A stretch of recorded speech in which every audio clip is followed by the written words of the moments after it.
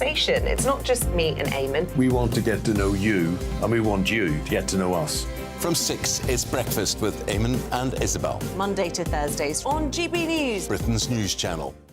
Westminster is going around in ever-decreasing circles, followed by the media. Britain is broken.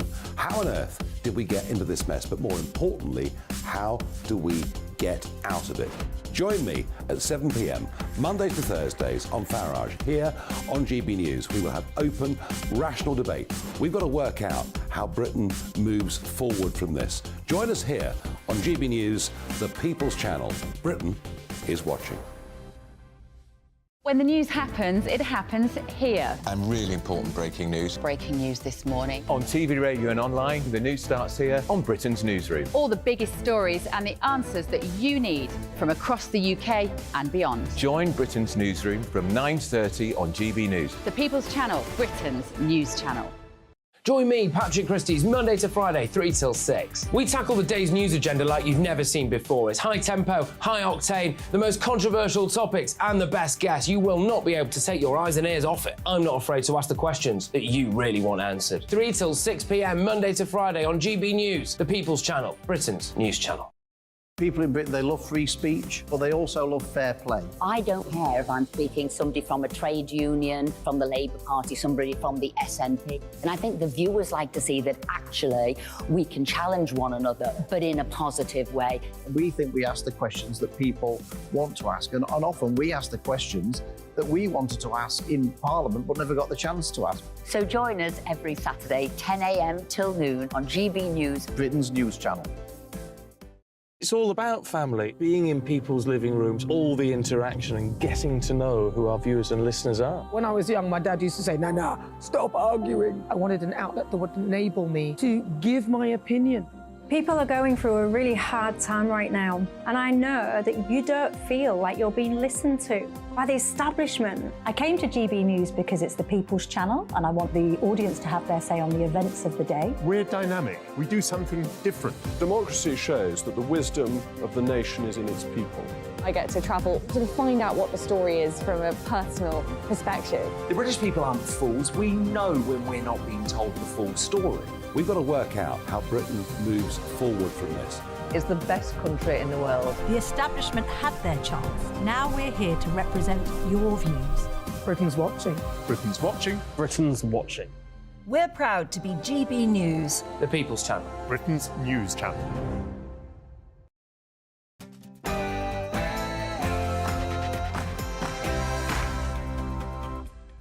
No spin, no bias, no censorship. I'm Dan Wootton. Tonight, French police officers filmed partying the night away in Calais, the same week that over 2,000 illegal migrants touched down on British shores.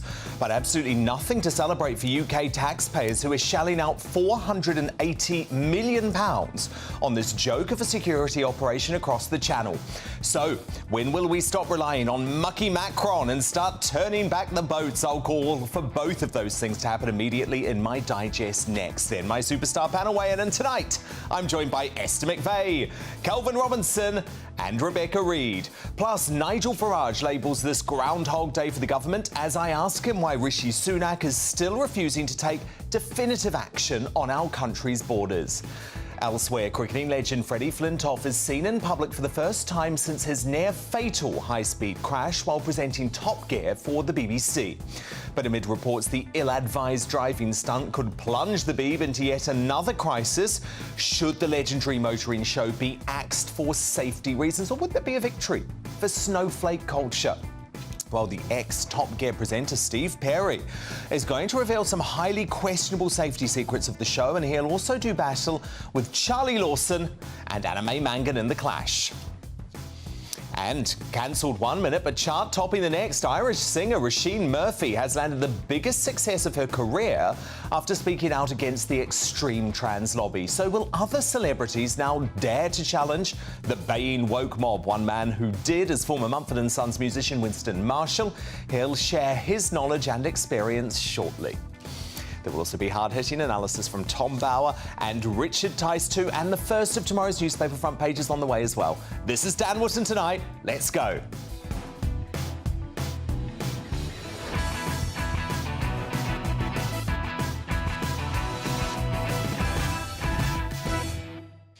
You're watching GB News, Britain's news channel. I am so happy. You may have noticed, I'm sure you've noticed, we've had no Polly Middlehurst for a few weeks. She's been off on holiday, but delighted to say back with us tonight. So here she is with the headlines.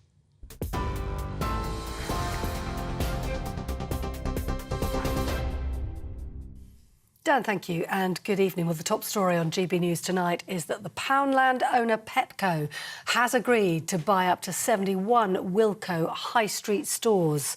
It comes as the retailer prepared to close 24 of its outlets today, with the rest to shut by next month. Over 12,000 jobs are at risk, although Poundland says they do plan to offer roles to some Wilko team members where possible. And that on a day when Barclays Bank cut over 450 positions. Unite, the union which represents employees at the bank, has branded the decision unnecessary and unjustified. They say it'll leave people concerned about their jobs and their livelihoods. Well, they've criticised Barclays for cutting jobs, also at a time when it's making big profits. 2 lorry drivers have been arrested in Romania, accused of being part of a major organised crime conspiracy to smuggle migrants into the UK in the back of lorries. Nicolae Toma is accused of attempting to smuggle 9 migrants out of the UK in 2020. Vasily Balkovel is suspected of having dropped 2 migrants he had smuggled into the UK at Thurrock service station in Essex in 2021. And that news coming as GB News reveals that more than 3,250 migrants crossed the English Channel in the last 11 days. It coincides with the longest run of good weather so far this year. Home Office figures show 144 migrants crossed yesterday in 3 small boats. Today, 2 boats crossed carrying 120 people. A residential street in Glasgow was evacuated today after the discovery of a suspected unexploded ordnance device in a back garden. Police Scotland say they were called shortly after midday when it was dug up. The explosive ordnance disposal team was dispatched to the area and a cordon was put in place. People in surrounding properties were evacuated as a precaution. Surrey police say they're working to secure the safe return of Sarah Sharif's 5 siblings from Pakistan. The 10-year-old girl was found dead at her home in Woking in Surrey last month. Her father, stepmother and uncle left the UK a day before with all her siblings. Well, Surrey police says it's now working with its international partners after a Pakistani court ruled the children should be temporarily moved to a Pakistan government childcare facility in the meantime. Here, regulators may have breached environmental law by allowing water companies to discharge sewage outside of exceptional circumstances. That's according to the government watchdog. Normally, the practice is only allowed following flooding after unusually heavy rain to prevent flooding in residential homes. However, the Office for Environmental Protection says DEFRA, the Environment Agency and Ofwat may all have misinterpreted the law. A pub chain is to charge customers around 20 pence more a pint of beer during peak times. Stonegate, which owns the Slug and Lettuce chain of pubs, says prices will increase at 800 of its venues on evenings and at weekends. It's called peak time pricing. It's done so previously during one-off events like the World Cup, but will now introduce regular surge pricing, as it's called. On TV, online, DAB+ radio and the TuneIn app, this is GB News, Britain's news channel.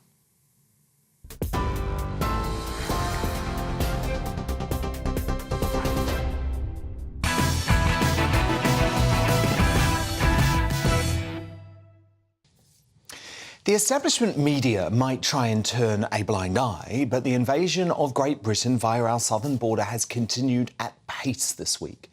Our Home and Security editor, Mark White, has revealed that more than 3,250 illegals have crossed the English Channel in 11 straight days of small boat activity to coincide with the longest run of good weather this year, with another 120 arriving today alone. It's a national emergency that has seen public satisfaction in the government's handling of immigration reached the highest level since the Brexit referendum in 2016. Remember, that was a seismic democratic game changer that was meant to see us take back control of our borders. Instead, we're being laughed at. by the international community because of our toothless Prime Minister who's not prepared to match his tough rhetoric with the action required to make the boat stopped, which he promised us was our top priority. French President Macron, in particular, has treated us like fools, accepting nearly £500 million to do bugger all. Proof of that came today in a shocking Daily Express undercover investigation, revealing that the French police officers paid by British taxpayers to stop the crossings have admitted they are letting small boats cross the channel. One officer said this to the newspaper's reporter. We don't stop the migrants. It's not our job to stop them. A couple of days ago, I let a family go that wanted to leave. They touched my heart. Before we are cops, we are humans. When I see those migrant families, I just want to let them be. I should not say that, but we cannot welcome all the misery in the world in France. In fact, rather than trying to stop the boats, the French officers' priority was wild partying.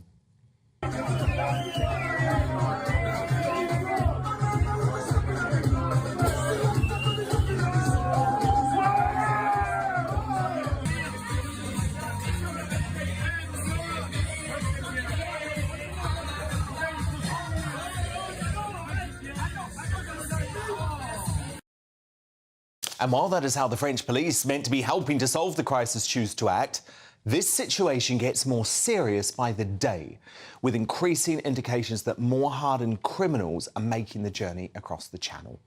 So if Macron is going to refuse to do what he's promised, then Sunak must demand our £480 million back, then immediately use the Navy to institute a turn-back policy. But to respond now, my superstar panel, former government cabinet minister and GB News presenter Esther McVey, the Conservative commentator Calvin Robinson, and the author and journalist Rebecca Reid. Calvin Robinson, this was an absolutely sickening investigation because, to me, it proves that the French are taking the money and actually they have no intentions of stopping the boats, quite the opposite. Why would they? It's in their interest to let them all come over here. But we've been saying this for years now. It's like the worst I told you so ever. Excuse me. 3,250 illegal immigrants over the last less than 2 weeks. It's a joke. They're taking the absolute Michael out of us. They're laughing at us and taking all our money in response. We should stop funding France, stop putting money over the border to get them to fix the issue. Instead, turn the boats around. If we're not going to have gunboats, at least return the illegal immigrants to France and let the French deal with them. And we should process the legal asylum claims much faster. Put all the money we're giving to France into the civil service so we can actually process claims more than, what is it, one a week or something that we're doing at the moment. Because Esther McVey, your constituents will be furious watching this video revealed by the Daily Express, of course, the newspaper where you have a column, we should mention.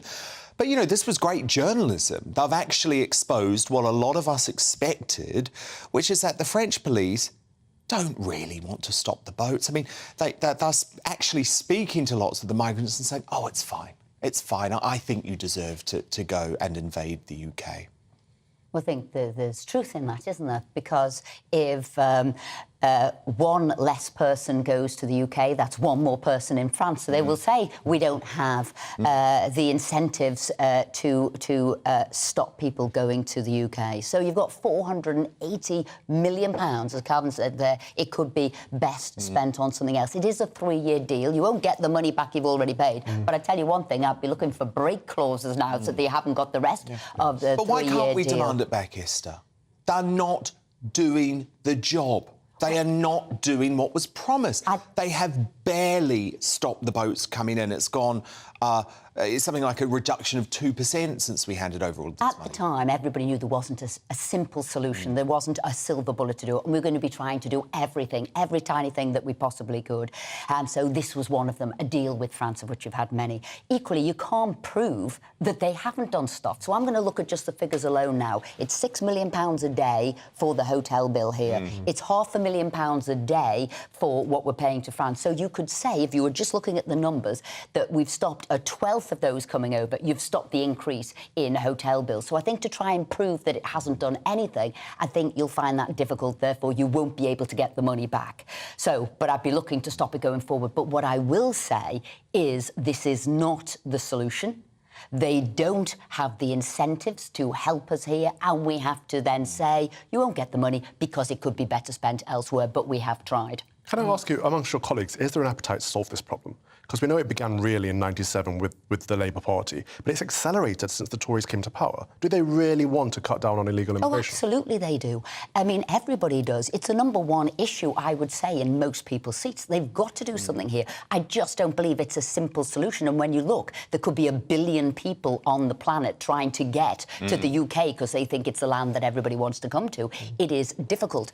Though they will also say you do have to do a deal with France, because France will say the pull to get to the UK is bringing them through Europe and going to France as well. So they do believe there is something that France could do. But like I said, this isn't the solution. I have to say, we need to get the Rwanda deal done. We need to know that we will be sending them to other third countries. I mean, Rebecca, the issue for me is that we're allowing mucky Macron to treat us like absolute fools. But why wouldn't he? We're giving him money for something that he's apparently not doing. So Indeed. So doesn't Rishi Sunak actually need to stop with this ridiculous diplomacy which isn't working and actually talk tough and threaten to stop giving the money to I don't think he should threaten it. I think stop giving it. There is no good reason that France would want to help. We haven't been particularly nice to them. In 2016, Macron said, if Brexit happens, sorry, but then this Calais situation is going to get worse for the UK, and that's exactly what's he's happening. doing this for political reasons. Well, I just think he doesn't care. What possible incentive could he have to make his own life worse?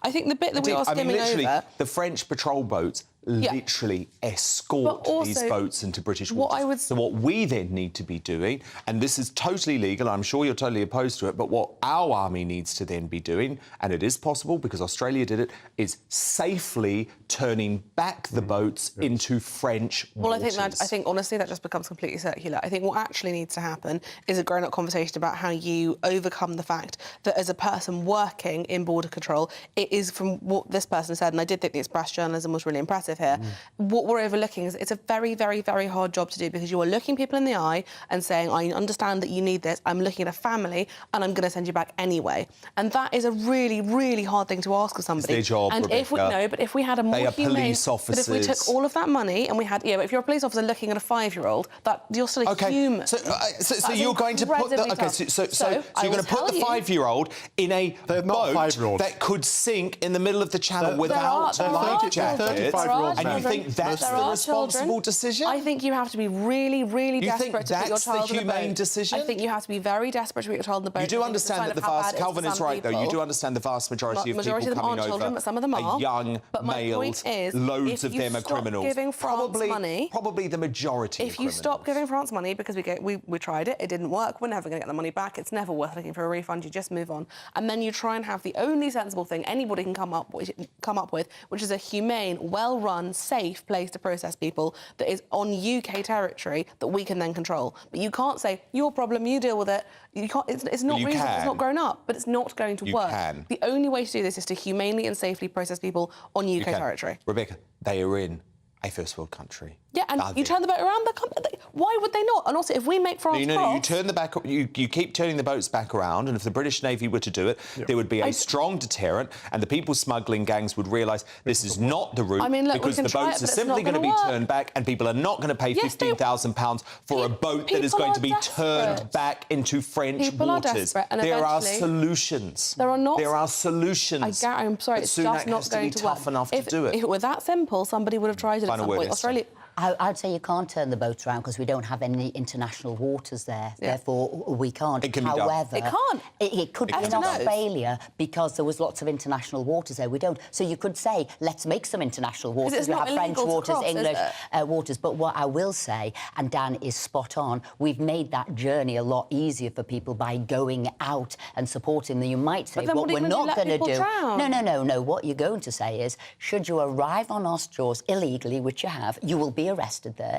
We won't come out and help you, but that's what the French do, and the French then have done the criminal act. Rebecca, no one is saying that people should drown. And you know the only thing that is going to cause people to continue to drown. It's the people smugglers Absolutely. being allowed Absolutely. to do this. So But until I we don't stop care. the boats, people will keep on drowning. But I don't care how you got there. If you were in the sea, and there are people, some people who go on this channel, who will say that the lifeboat charity shouldn't save people, that we shouldn't say people are in the sea. Correct. And you if the cannot French, say that. if That is the a French were a horrific thing bit to say. stronger against those criminal gangs, making sure those illegal boats didn't get in the water with the people, then it might stop the drug smugglers, and that's what the French But should be once you're doing. in the sea drowning, I don't care who you are, how you got there. But you're not going to. We're not going to let you in the sea. That's not true. I hear people saying it all the time. There are plenty of people who disagree on that. People disagree with the fact the RNLI has effectively become a service to shepherd the What's boats the into British alternative? waters. No one What is the saying, RNLI's no one, alternative? not the French or the English authorities, are What saying should the that people RNLI should not do? be If saved. you are a lifeboat volunteer and they're all volunteers and there is somebody in the sea, what should they do? Of course they should save people. Exactly, so you can't have a go at the RNLI. They're the nice lifeboat people. No one is denying that. Rebecca Reid, Calvin Robertson, Estimate Faye, my superstar panel, with us all night. But still to come,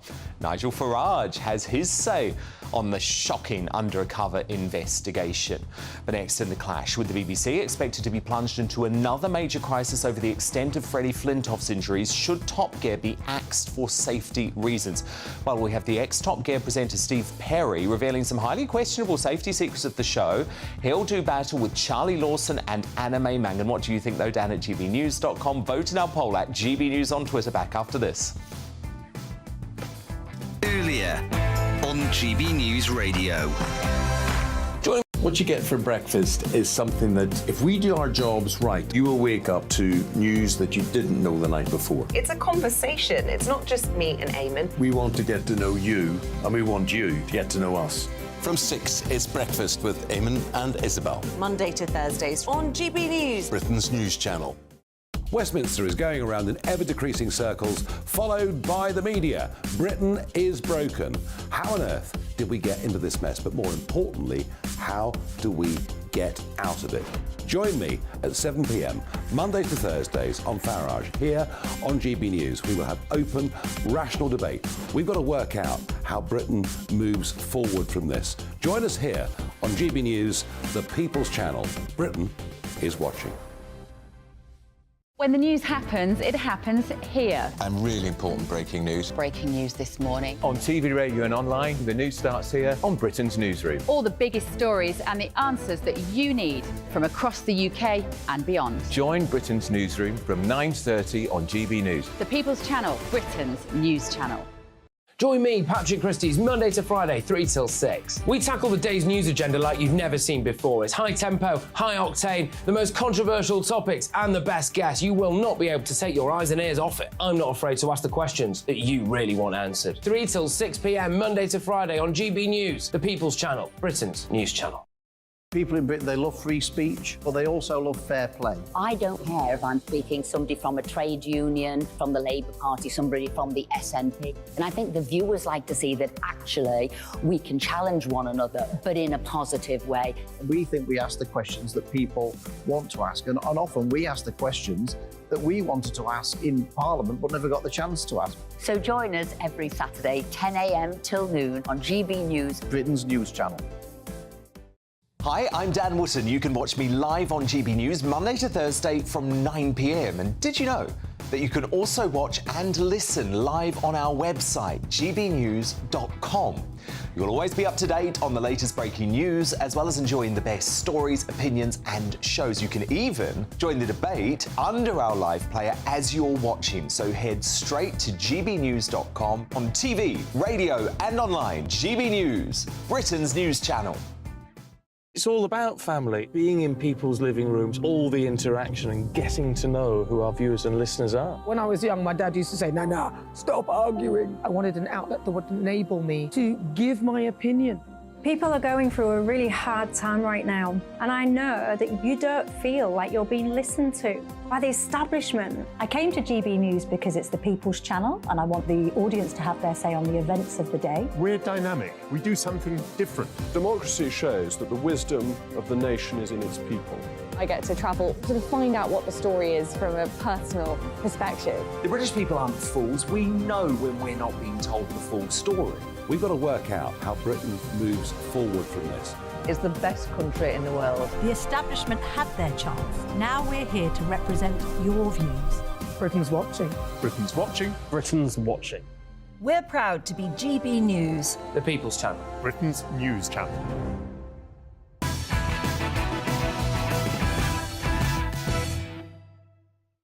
Nigel Farage, let's rip at the lazy French and the migrant crisis shortly, but time now for the clash. And the BBC faces being plunged into yet another crisis after bombshell reports today claim that the hit motoring show Top Gear could be axed following Freddie Flintoff's horror car crash 9 months ago.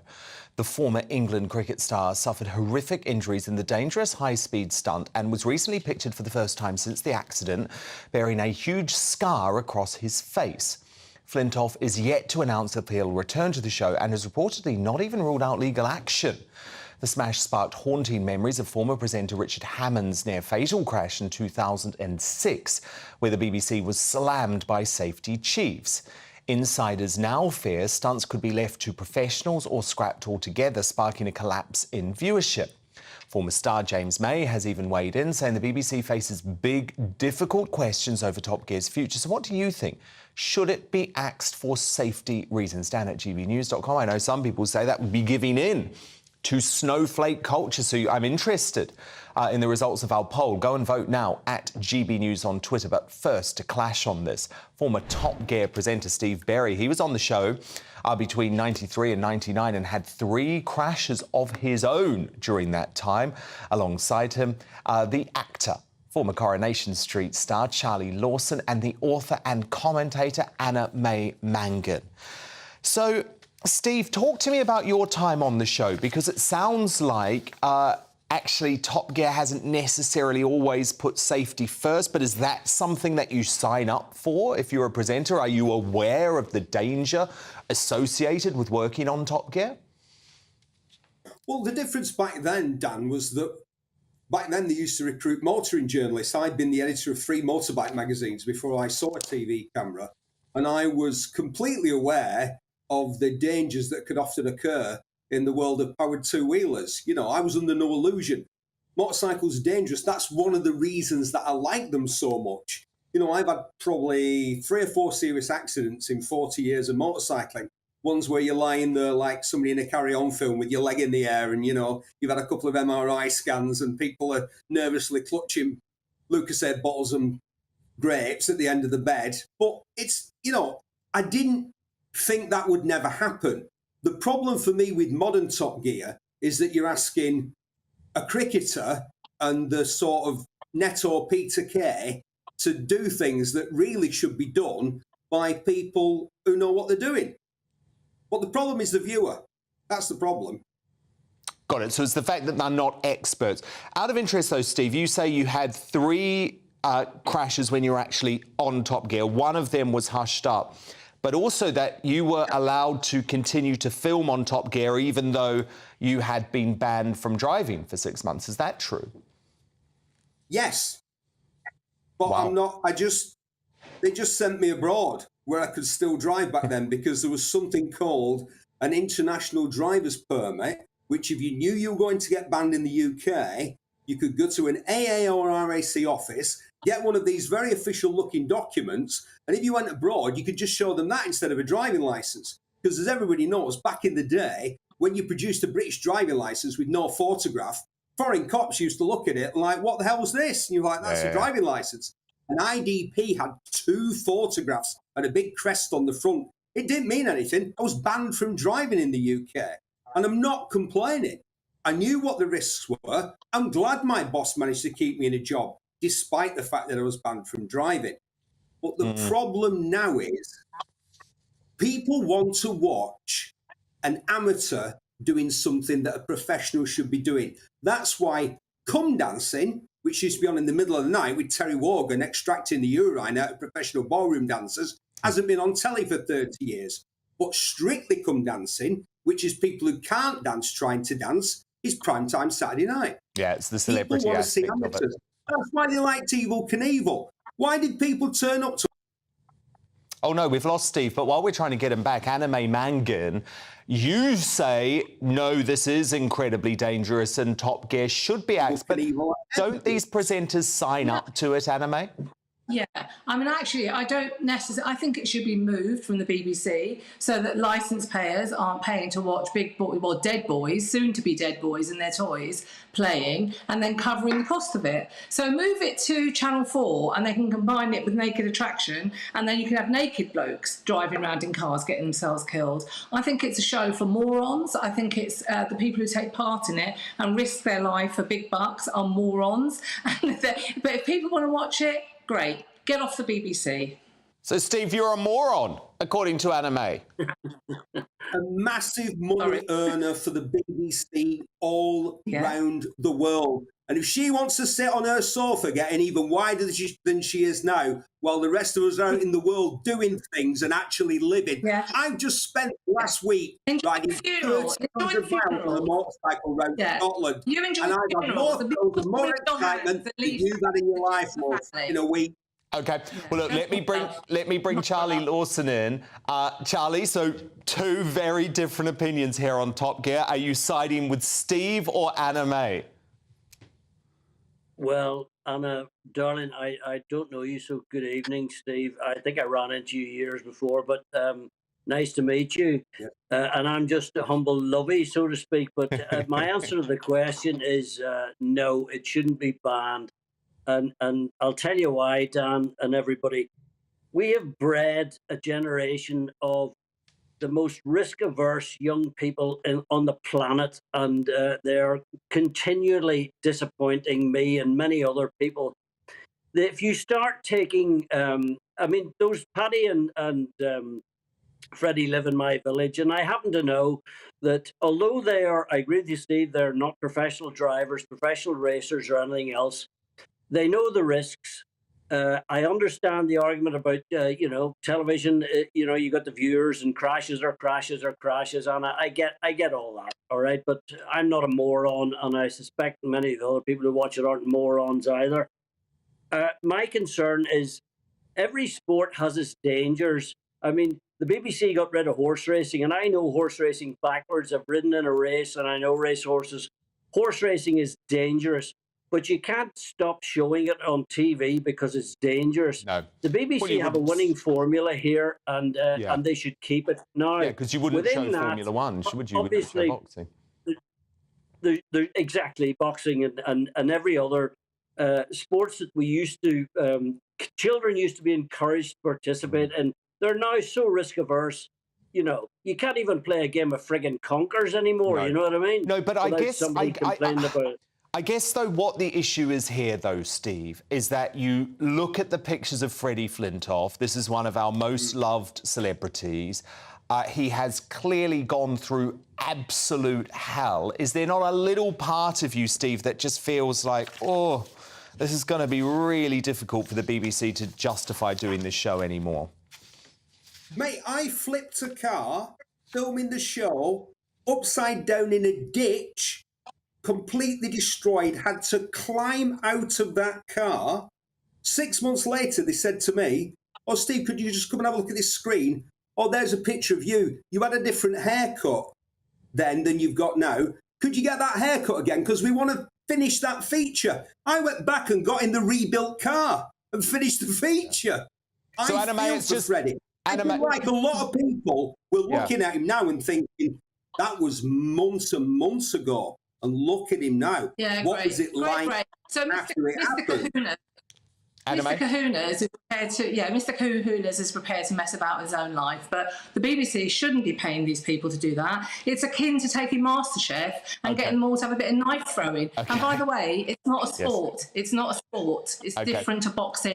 Anime Mangan, Charlie Lawson, Steve Berry, former Top Gear presenter. Fascinating debate. Thank you all.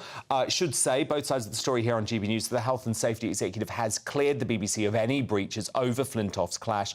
The corporation declined to comment tonight on what it called speculation about the future of the show. So who do you agree with? Should Top Gear be axed for safety reasons? Sean writes, I'm a Top Gear fan and I don't think it should be axed, but after Richard Hammond's accident in 2006, the show has clearly not learned any lessons. From Stewart, the show should have been axed after Hammond's crash, then after Clarkson's firing, and it certainly should be cut now, but the Beeb are too arrogant to consider it. And Valerie writes, the world will be an extremely depressing place when we stop taking risks and wrap ourselves in cotton wool. Your verdict is now, an interesting list. Just 39% of you say Top Gear should be axed for safety reasons, 61% of you saying that it should go on. Nigel Farage is standing by. First, though, the weather. Looks like things are heating up. Boxed boilers, proud sponsors of weather on GB News. Good evening, welcome to your latest GB News weather update from the Met Office. Now, it'll be feeling much more like autumn across the UK to start tomorrow morning, but it'll stay cloudy and milder across the southeast. That's because the milder air is being more confined to the southeast as this front has cleared eastwards across the country throughout today. It's brought quite a lot of heavy rain, and that rain will continue across southeastern areas through this evening. Continued risk of thunderstorms until around 8 or 9 o'clock. But then behind that, we get a lot of cloud across the southeast, some rain and drizzle still over the hills and the coast, but many areas seeing clear and dry weather across the rest of the UK, and it will feel much chillier tonight than recently. A touch of frost is possible tomorrow morning in any sheltered Scottish glens. A good deal of sunshine to start the day across the bulk of the country. However, the cloud will thicken through the day, particularly across the northwest, and also elsewhere we'll get some fair weather cloud bubbling up. But in the northwest, we'll see some rain arriving as well. And the temperatures will be a little bit below average for the time of year here. Elsewhere, much closer to the September average, highs of about 18 or 19 degrees. Now, the rain pushes down from Scotland into northern England on Thursday, leaving many parts of northern England and Wales with a damp and cloudy day. Elsewhere, though, drier with a risk of showers in the north. And in the south and east, it will be milder and drier once again. It stays warm across the southeast into the weekend with cooler, fresher weather, more restricted to the north. Looks like things are heating up. Boxed boilers, proud sponsors of weather on GB News. As Irish star Roisin Murphy lands the biggest chart success of her entire career, despite trans activists calling for her to be cancelled for challenging puberty blockers, is the tide turning against woke cancel culture? Well, former Mumford & Sons musician Winston Marshall speaks out on this live soon.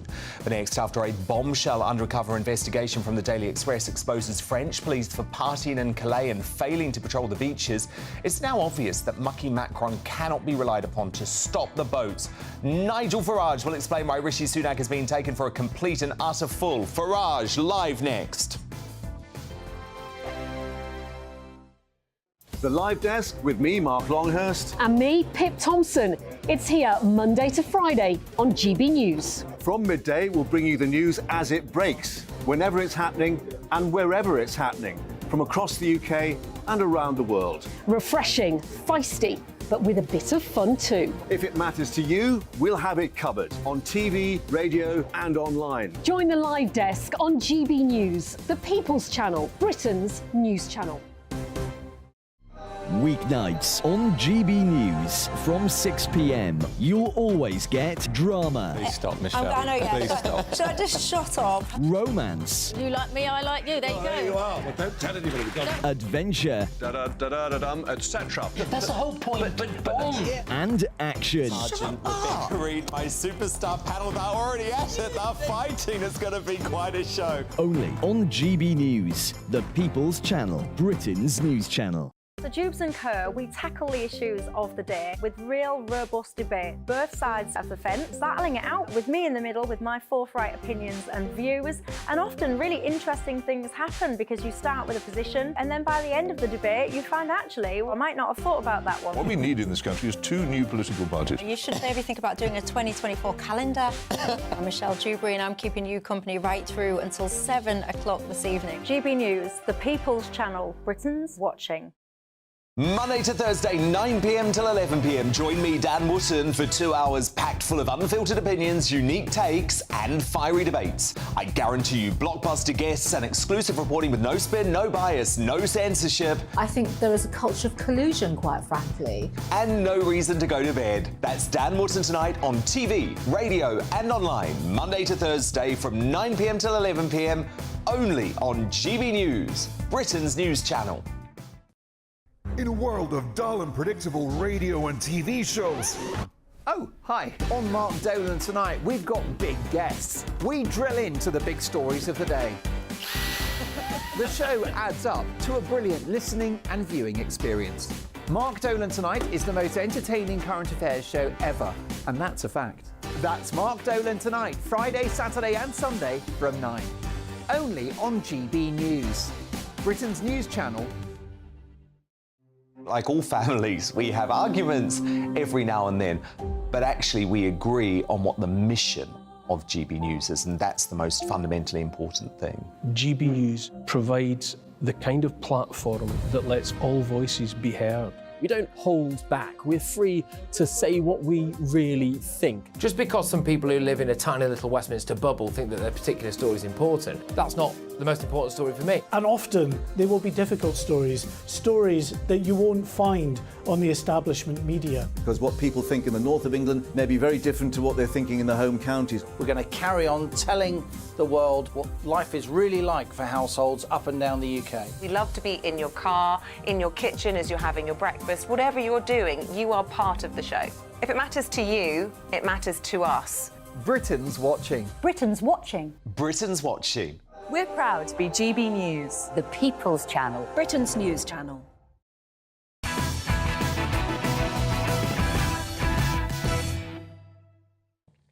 Winston Marshall and Tom Bauer both live in the studio soon, though. First, though, what the Farage time? And as I covered in my digest at the top of the show, a bombshell Daily Express investigation has exposed French police prioritising drunken partying over stopping the small boats in Calais, with officers admitting they have been allowing the dangerous dinghies to set sail from French shores and telling the undercover journalists it's not our job to stop them.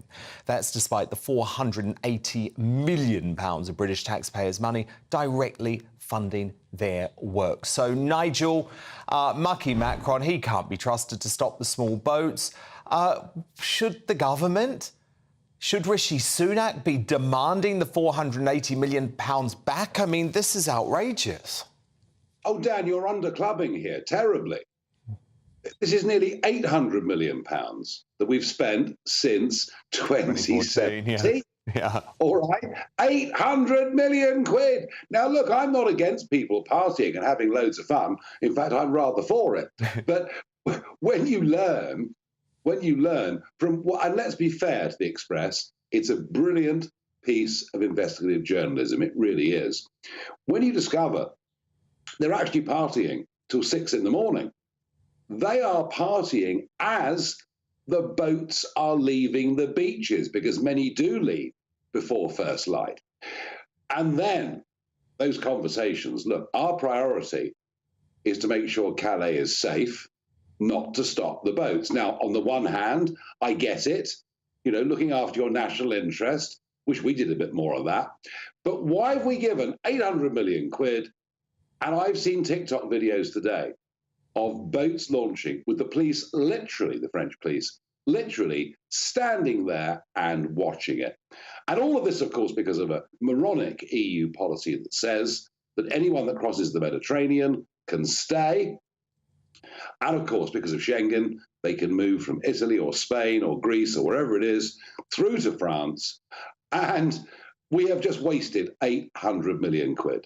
It is making very little difference at all. And the only reason that Sunak can crow that the numbers are down 17% this year is the weather in July and August was so awful. Look at the numbers. 3,250 have crossed in the last 11 days alone. We're at 24,000 for the year. And if we get a calm autumn, we're going to be well in excess of 50, 60,000 by the end of the year. No, it's a complete disaster. But look, I want to return to the war on motorists, Nigel, because after the Welsh Labour government provoked outrage by introducing a default 20 miles per hour speed limit on built-up roads recently, it's now Londoners who are going to face a similar fate after the failed Mayor Sadiq Khan announced a further 65 kilometres, that's over 40 miles of the capital's roads, will also be hit with this 20 mile per hour limit. So, Nigel, what's going on here? Because this is this going to be the reality of a Labour administration? Well, quite possibly, yes. And I think that Wales, in many ways, is a test case for what Labour may be like. Although, let's not forget, the Tories are not much better on any of this stuff. These 20-mile-an-hour speed limits are utterly ludicrous. Outside of school, doing 8 and 9 in the morning and 3:30 and 4:30 in the afternoon, I get it. If you really want to slow down traffic, put in speed bumps. And actually, selectively, they can be very effective indeed. The idea that when I'm driving down the embankment at midnight, the dual carriageway embankment at midnight, that if I'm doing more than 22 miles an hour, I'm going to get 3 points and a fine of some kind. This is ridiculous. It is almost an attempt to drive people out of cars. Policy being made by cyclists, Remainer cyclists who live in central London or central Birmingham or central Bristol or central Bath, completely detached. But something very interesting is going on. This ULEZ revolt has stepped up today. I'm now seeing ANPR vans. I'm now seeing ULEZ enforcement vans. They're even those are now being vandalized. And, I'm not going to go down the Ian Duncan Smith route and praise those that break the law. I can't do that. I won't do that. But let me tell you, I live down, as you know, literally at the furthest point from central London where the cameras are. This revolt, this has barely started. This has barely started. This is something very, very big. It's as big as the poll tax protests and riots that we had back in 1990. We're being pushed too far. The poor are being taxed. Small businesses are being hurt. We're being told to bow down before the god of net zero. And to hear Kemi Badenoch yesterday, who I thought was one of the better Conservatives, saying we have to go on being reliant on China, otherwise we can't meet our net zero targets. I mean, God help us. No, I think you're absolutely right. There's a bigger story going on. Of course, what's different is that the mainstream media, unlike the poll tax, they're not interested in it. But thank God for GB News, because we are. But look, both sides of the story, of course. London's Walking and Cycling Commissioner Will Norman has said lowering speeds is one of the most important things we can do to reduce road danger and forms a key part of the Mayor's Vision Zero goal to eliminate death and serious injury from London's transport network. But look, Nigel, I want to cross stateside now because, of course, breaking tonight, the House Speaker Kevin McCarthy has announced that he has instructed House committees to open an impeachment inquiry into President Joe Biden.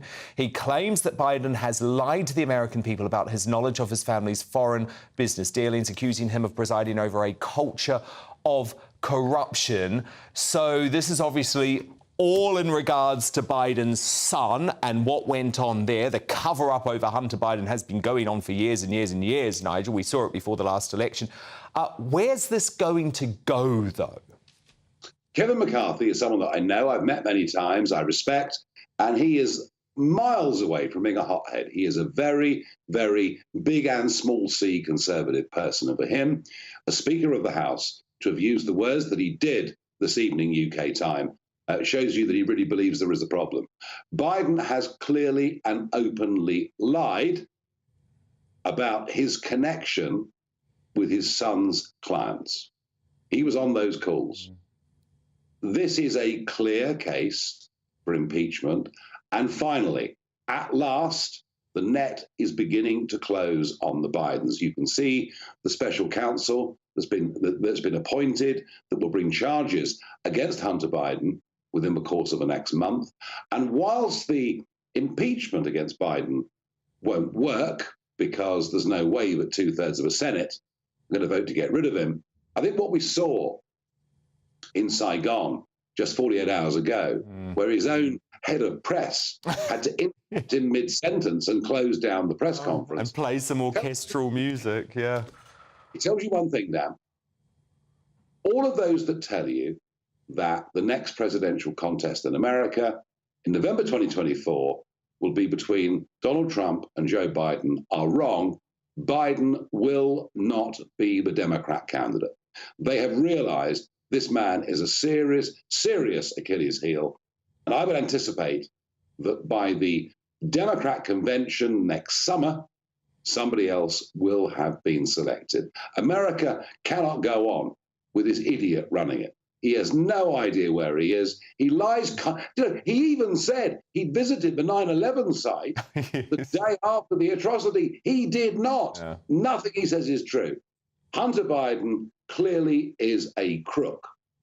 Joe Biden has been, frankly, an accomplice to much of that. And when Donald Trump has said for years, it's the Biden crime family, I tell you what, he's going to be proved to be right in the end. Bold prediction from Nigel Farage, back 7 p.m. tomorrow night here on GB News. Nigel, thank you so much. But coming up, hard left, potty mouth. Angela Rayner says Labour will bolster the power of unions if they win the next general election. So is this proof Starmer's socialist army will bring the economy to its knees? My superstar panel debate shortly. The next, Irish pop star Roisin Murphy lands the biggest chart success of her career despite being targeted by the militant trans lobby. So is the tide turning on cancel culture? One man who knows all about that, former Mumford & Sons rocker Winston Marshall, live in the studio next.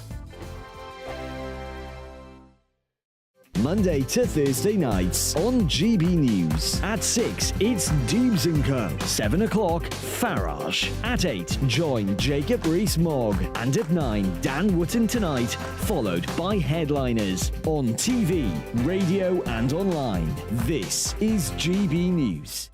Now then, Lee Anderson here. Join me on GB News on my show, The Real World, every Friday at 7 p.m. I'm not eating bloody cat. Are you Delicious. mental? Open your mouth. OK, here comes a train. Reminds me of the scene in Singing in the Rain. Adam, is that a good one? Whoa! Join me at 7 on GB News, Britain's news channel. Join me, Camilla Tominey, on Sunday mornings from 9:30, taking the politicians to task and breaking out of SW1 to see how their decisions are affecting you across the UK. Bursting the Westminster bubble every Sunday morning, only on GB News, the People's Channel. Britain's watching. Join us every night on GB News at 11 p.m. for Headliners, which is 3 top comedians going through the next day's news stories, which is exactly what you need, because when the establishment has gone crazy, you need some craziness to make sense of it. So join us 11 p.m. every night on GB News, the People's Channel, Britain's news channel. I'm Andrew Doyle. Join me at 7 o'clock every Sunday night for Free Speech Nation, the show where I tackle the week's biggest stories in politics and current affairs with the help of my 2 comedian panellists and a variety of special guests. Free Speech Nation, Sunday nights from 7 on GB News, the People's Channel, Britain's news channel. Every Sunday from 11, join Michael Portillo. There will be topical discussion, looking at the week before and the week to come. So kick back and relax at 11 a.m. on Sundays on GB News with me, Michael Portillo. GB News, the People's Channel, Britain's news channel. I joined GB News because I was sick and tired of not hearing my views being represented, not just mine, but so many people that I knew and spoke to. I just couldn't get my voice out there. I couldn't say anything. I couldn't do anything. Whatever the narrative was, I kind of had to follow it. GB News is there to provide a voice for those who have been ignored by the establishment media. We think different things, we've got a different style. GB News is here to be optimistic and positive about the future. It's real kind of dynamic and flowing, with the audience very much at the heart of it, like a big family. Here at GB News, we talk about the things that matter to you. Hearing the voices from right across our towns and cities, especially our towns. All sides of the argument represented with a heavy dose of opinion. We're on a mission here to make a difference. And the GB News family really is here for you, and whatever time of day you can watch or listen. Britain's watching. Britain's watching. We're proud to be GB News, the People's Channel, Britain's news channel.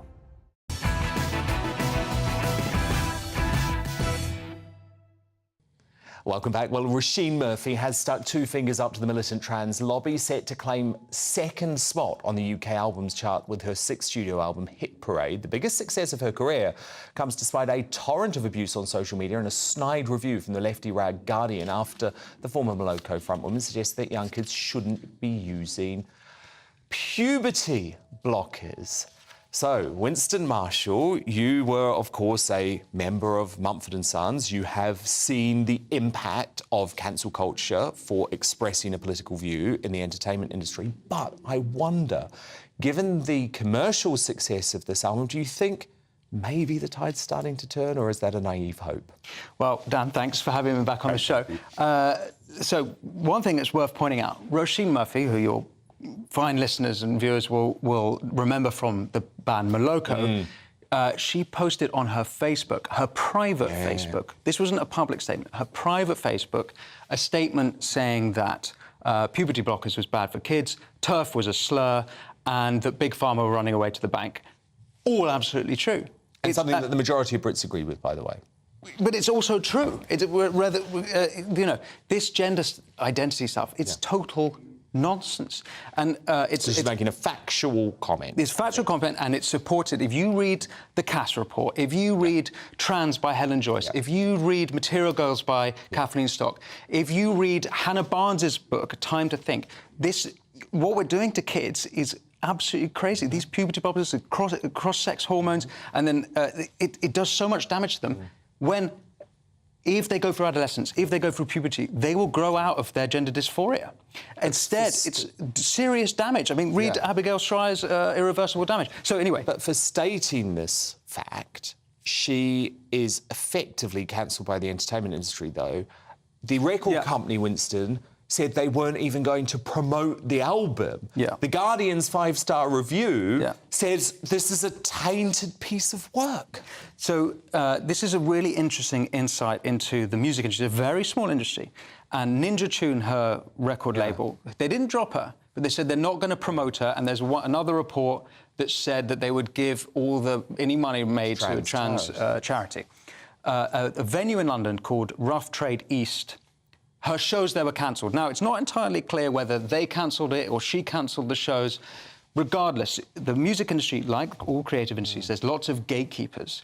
There's all these people, they run the radio stations, they run the venues, the publishing houses, the record labels. And if you run afoul of this progressive ideology, you will be they try and punish you, even if it's damaging to themselves.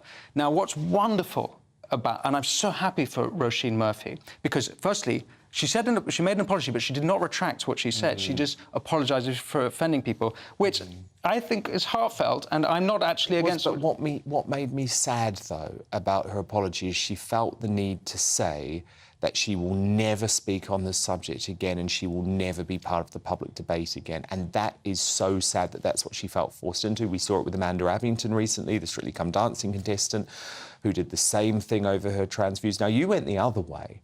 You know, when you ended up leaving Mumford & Sons, you effectively withdrew your apology and said, I'm going to speak out. I'm unleashed now to say what I really think. So many people in the music industry are keeping quiet. You will remember the keyboard player, Craig Potter from Elbow. Yes. He criticised how this was affecting autistic and gay children, and his social media disappeared. Howard Donald from Take That, same story. 2 weeks ago, Alice Cooper was dropped from Vampire Cosmetics for saying that if you identify as a tree, that you might not be a tree. Neo, American R&B singer, initially his publicist published an apology, and he said no. But finally, is the solution, though, for more of the music industry to be brave and bold like you and actually start speaking up about these? One would hope if you get to a critical mass of people speaking up to the nonsense, then things can change. But it is ludicrous in the music industry, where the sine qua non of the entire creative industries is self-expression, that people are petrified to express themselves. It's insane. Winston Marshall, fascinating stuff. Thank you so much. But coming up, Ramona's flooded the proms with EU flags, but do you back calls for them to be banned from future events? Richard Tice in the studio live. But next, Labour's Angela Rayner sparks a lovin' with the unions by declaring she'll hand them more power. My superstar panel gets stuck into that next. Plus, we'll have a first look at tomorrow's newspaper front pages, hot off the press, and Tom Bauer with another royal bombshell. Don't go anywhere. The temperature's rising. Boxed Solar, proud sponsors of weather on GB News. Good evening. Welcome to your latest GB News weather update from the Met Office. Now, it'll be feeling much more like autumn across the UK to start tomorrow morning, but it'll stay cloudy and milder across the southeast. That's because the milder air is being more confined to the southeast as this front has cleared eastwards across the country throughout today. It's brought quite a lot of heavy rain, and that rain will continue across southeastern areas through this evening. Continued risk of thunderstorms until around 8 or 9 o'clock. But then behind that, we get a lot of cloud across the southeast, some rain and drizzle still over the hills and the coast, but many areas seeing clear and dry weather across the rest of the UK. And it will feel much chillier tonight than recently. A touch of frost is possible tomorrow morning in any sheltered Scottish glens. A good deal of sunshine to start the day across the bulk of the country. However, the cloud will thicken through the day, particularly across the northwest, and also elsewhere we'll get some fair weather cloud bubbling up. But in the northwest, we'll see some rain arriving as well. And the temperatures will be a little bit below average for the time of year here. Elsewhere, much closer to the September average, highs of about 18 or 19 degrees. Now, the rain pushes down from Scotland into northern England on Thursday, leaving many parts of northern England and Wales with a damp and cloudy day. Elsewhere, though, drier with a risk of showers in the north. And in the south and east, it will be milder and drier once again. It stays warm across the southeast into the weekend with cooler, fresher weather, more restricted to the north. The temperature's rising. Boxed Solar, proud sponsors of weather on GB News.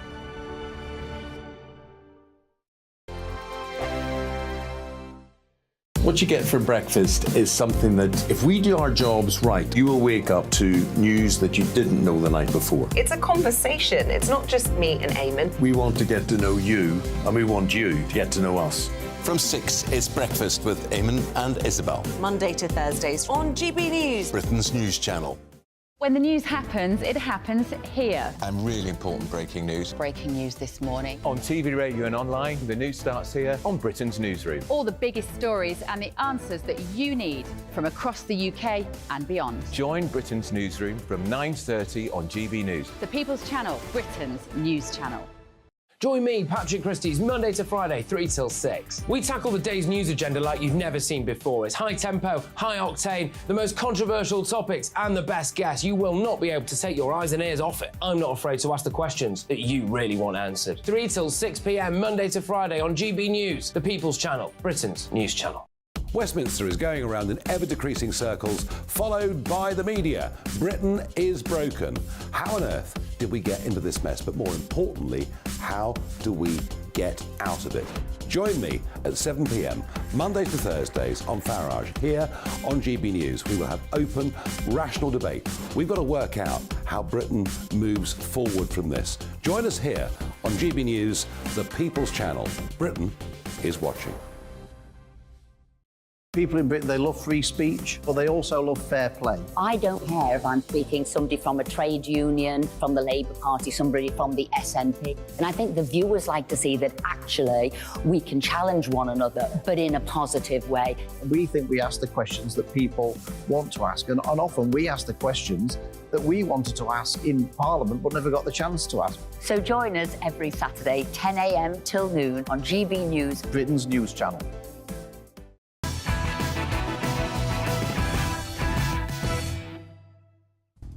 It's 10 p.m. I'm Dan Wootton. Tonight, Labour lurch to the hard left as their new shadow Deputy Prime Minister vows to strengthen the militant unions.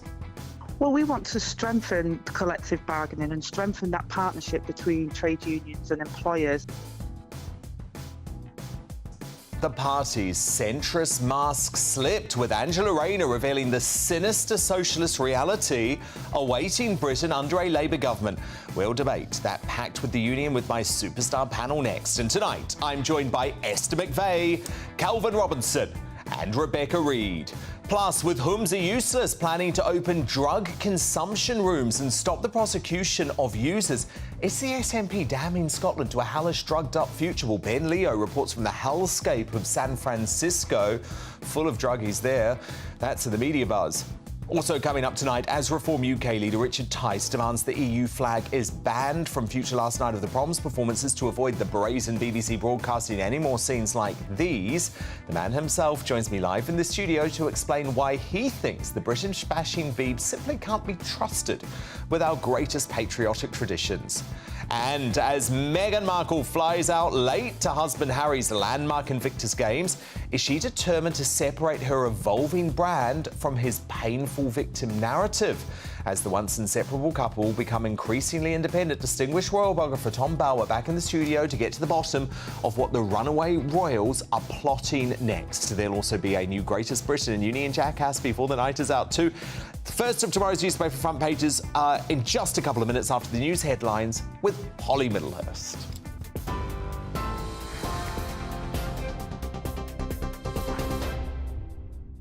Dan, thank you. Good evening. Well, the top story tonight is that Poundland owner Pepco has agreed to buy up to 71 Wilko high street stores. That comes as the retailer prepares to close 24 of its outlets, with the rest to shut by next month. Over 12,000 jobs are now at risk, although Poundland says they do plan to offer some roles to Wilko team members where possible. And that comes as Barclays Bank is cutting over 450 staff. Unite, the union which represents employees at the bank, has branded the decision unnecessary and unjustified, and they've criticised Barclays for cutting jobs at a time when the bank is making big profits. 2 lorry drivers have been arrested in Romania, accused of being part of a major organised crime conspiracy to smuggle migrants into the UK in the back of lorries. Nikolai Toma is accused of attempting to smuggle 9 migrants into the UK in 2020. Vasily Balkovel is suspected of having dropped 2 migrants as he had smuggled them into the UK at a UK service station in 2021. And that comes as GB News reveals more than 3,250 migrants crossed the English Channel over the last 11 days. That coincides with the longest run of good weather so far this year. Home Office figures show that 144 migrants crossed yesterday in 3 small boats. Today, 2 boats crossed carrying 120 people.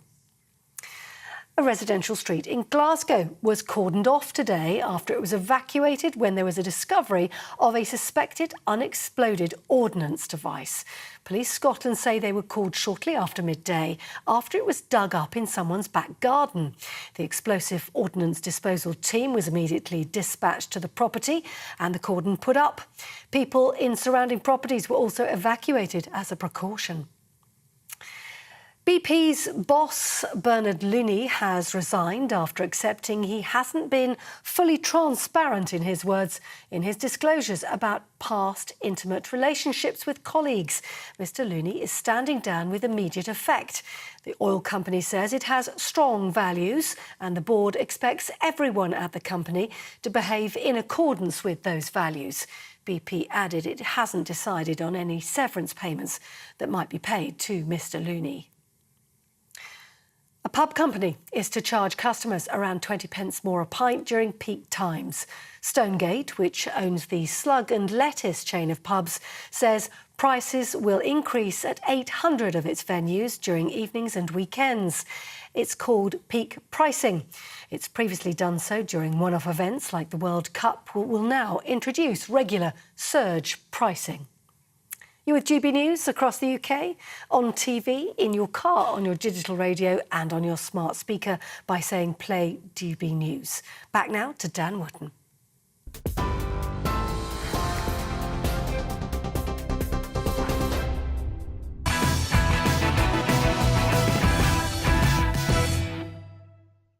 Tomorrow's news tonight now in our media buzz. First front page is in.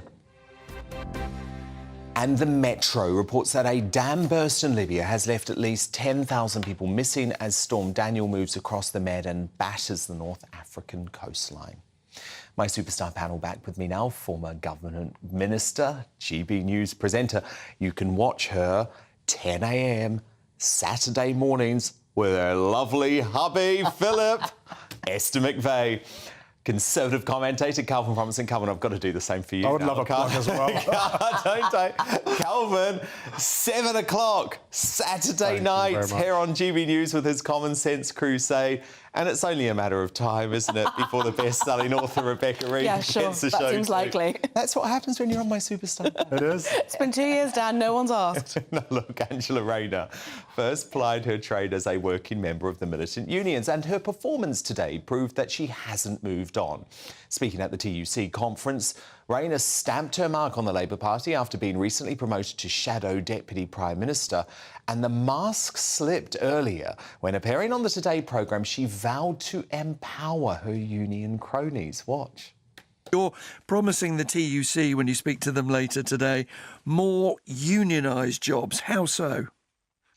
Well, we want to strengthen collective bargaining and strengthen that partnership between trade unions and employers. So, while Red Ange seeks to take Britain back to the 1970s, it's a sign of the true plans of Slippery Starmer, who is trying to present himself as a softer version of the 1990s New Labour movement. But you have been warned about the truth, because, Esther McVeigh, I feel like Angela Rayner actually let the mask slip a bit today. There is still this hardcore militant wing of the Labour Party that want to let the unions run the country. Oh, totally agree. I mean, Angela there was strumming the old socialist tunes, which I have to say today is wildly out of date. I mean, strengthening the trade unions. Who's she going to have to strengthen? What, the RMT because they can't strike, ASLEF because they can't strike, the BMA because they can't strike? They absolutely can strike. What the Conservatives did was make sure there was a minimum service agreement. So should you be a patient and need to see a doctor, you actually can. And the other thing she was doing was giving more power to workers, and that was the right to flexible working from day one and the right not to be contacted. Well, I have to say, post-lockdown, we're trying to get workers back into work. People, 400,000 fewer are working since 2019. You've got people working from home and working from the beach. I'd say what we need to do is make sure employers have got more rights. Calvin Robinson, you feel incredibly strongly about this. You totally disagree with Angela, and you actually say striking should be made illegal. I think if you're going to go on strike, your employer should have the right to get rid of you and replace you with someone else, actually.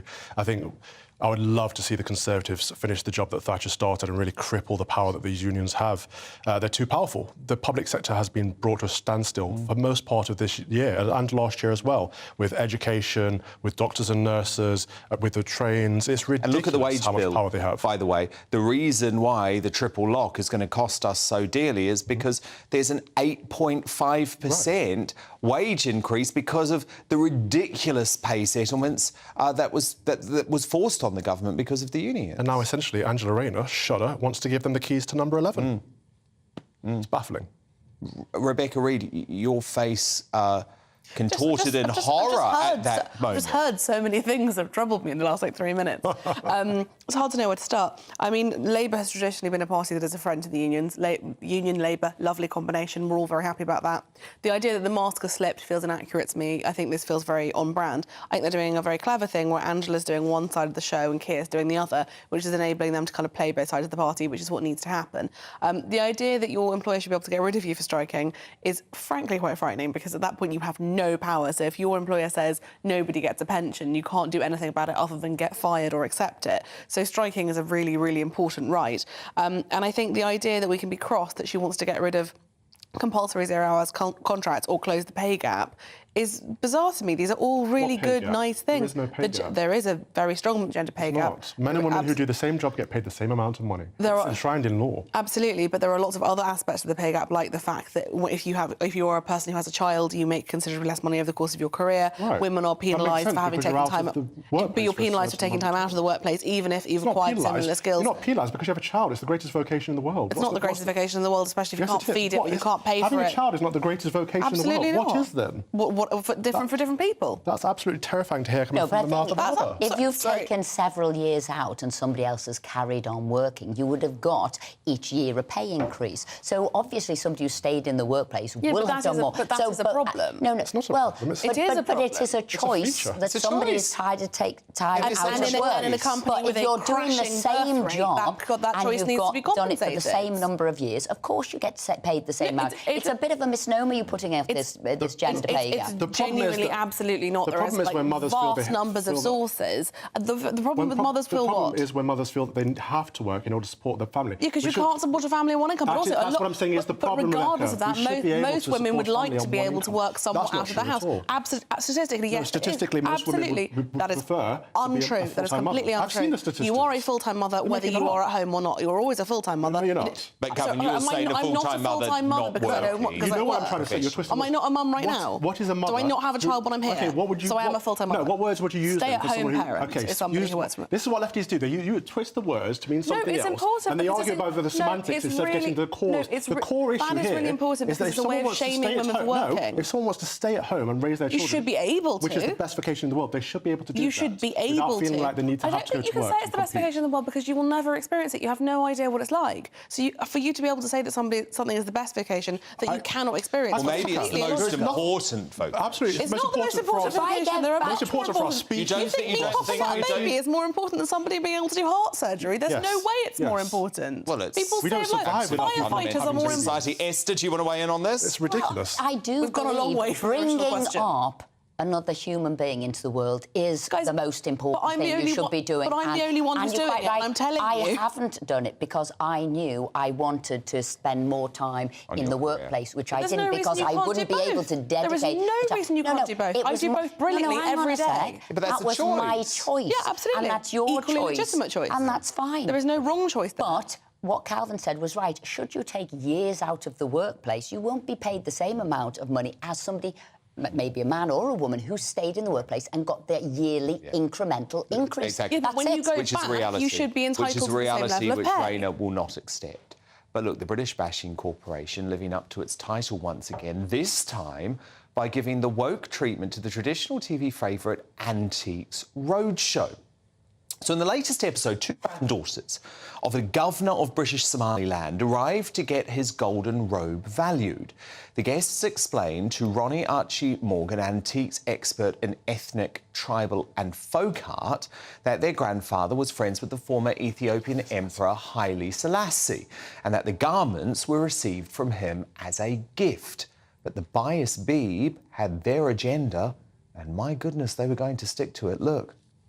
Occasionally on the roadshow, we see items that provide a fresh insight into Britain's role in Africa in the early 20th century and the contradictions and complexities of colonialism.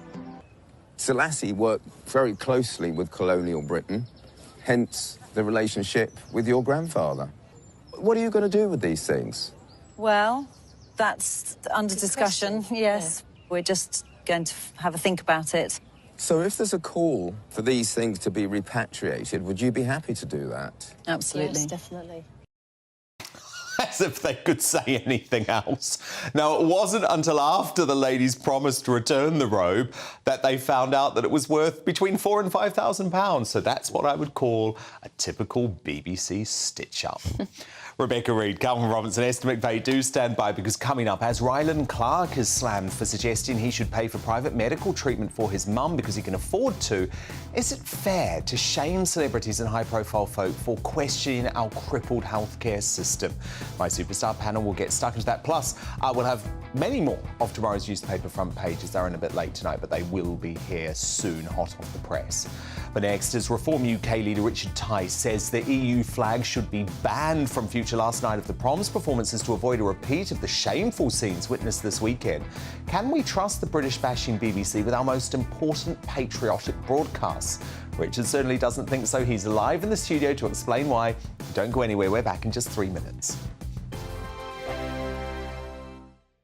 The Live Desk with me, Mark Longhurst. And me, Pip Thompson. It's here Monday to Friday on GB News. From midday, we'll bring you the news as it breaks, whenever it's happening and wherever it's happening, from across the UK and around the world. Refreshing, feisty, but with a bit of fun too. If it matters to you, we'll have it covered on TV, radio and online. Join the live desk on GB News, the People's Channel, Britain's news channel. Weeknights on GB News from 6 p.m. You'll always get drama. Please stop, Michelle. I know, yeah. Please stop. Should I just shut up? Romance. You like me, I like you. There you go. There you are. Well, don't tell anybody. Adventure. Etc. That's the whole point. But boom. And action. Sergeant, we're being greeted by superstar panel. They're already at it. They're fighting. It's going to be quite a show. Only on GB News, the People's Channel, Britain's news channel. So Jubes and Kerr, we tackle the issues of the day with real robust debate, both sides of the fence, battling it out with me in the middle with my forthright opinions and views. And often really interesting things happen because you start with a position and then by the end of the debate you find actually, well, I might not have thought about that one. What we need in this country is 2 new political budgets. You should maybe think about doing a 2024 calendar. I'm Michelle Dewberry and I'm keeping you company right through until 7 o'clock this evening. GB News, the People's Channel, Britain's watching. Monday to Thursday, 9 p.m. till 11 p.m. Join me, Dan Wootton, for 2 hours packed full of unfiltered opinions, unique takes and fiery debates. I guarantee you blockbuster guests and exclusive reporting with no spin, no bias, no censorship. I think there is a culture of collusion, quite frankly. And no reason to go to bed. That's Dan Wootton tonight on TV, radio and online. Monday to Thursday from 9 p.m. till 11 p.m. only on GB News, Britain's news channel. In a world of dull and predictable radio and TV shows. Oh, hi. On Mark Dolan tonight, we've got big guests. We drill into the big stories of the day. The show adds up to a brilliant listening and viewing experience. Mark Dolan Tonight is the most entertaining current affairs show ever, and that's a fact. That's Mark Dolan Tonight, Friday, Saturday and Sunday from 9. Only on GB News, Britain's news channel. Like all families, we have arguments every now and then, but actually we agree on what the mission of GB News is, and that's the most fundamentally important thing. GB News provides the kind of platform that lets all voices be heard. We don't hold back. We're free to say what we really think. Just because some people who live in a tiny little Westminster bubble think that their particular story is important, that's not the most important story for me. And often they will be difficult stories, stories that you won't find on the establishment media. Because what people think in the north of England may be very different to what they're thinking in the home counties. We're going to carry on telling the world what life is really like for households up and down the UK. We love to be in your car, in your kitchen as you're having your breakfast. Whatever you're doing, you are part of the show. If it matters to you, it matters to us. Britain's watching. Britain's watching. Britain's watching. We're proud to be GB News, The People's Channel, Britain's news channel.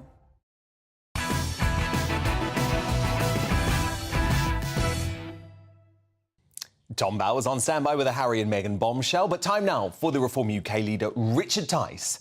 And the aftermath of the Ramona hijacking of the last night of the proms rolls on, with calls now being made to ban the EU flag from the BBC event to stop a repeat of Saturday night's Cringe Fest.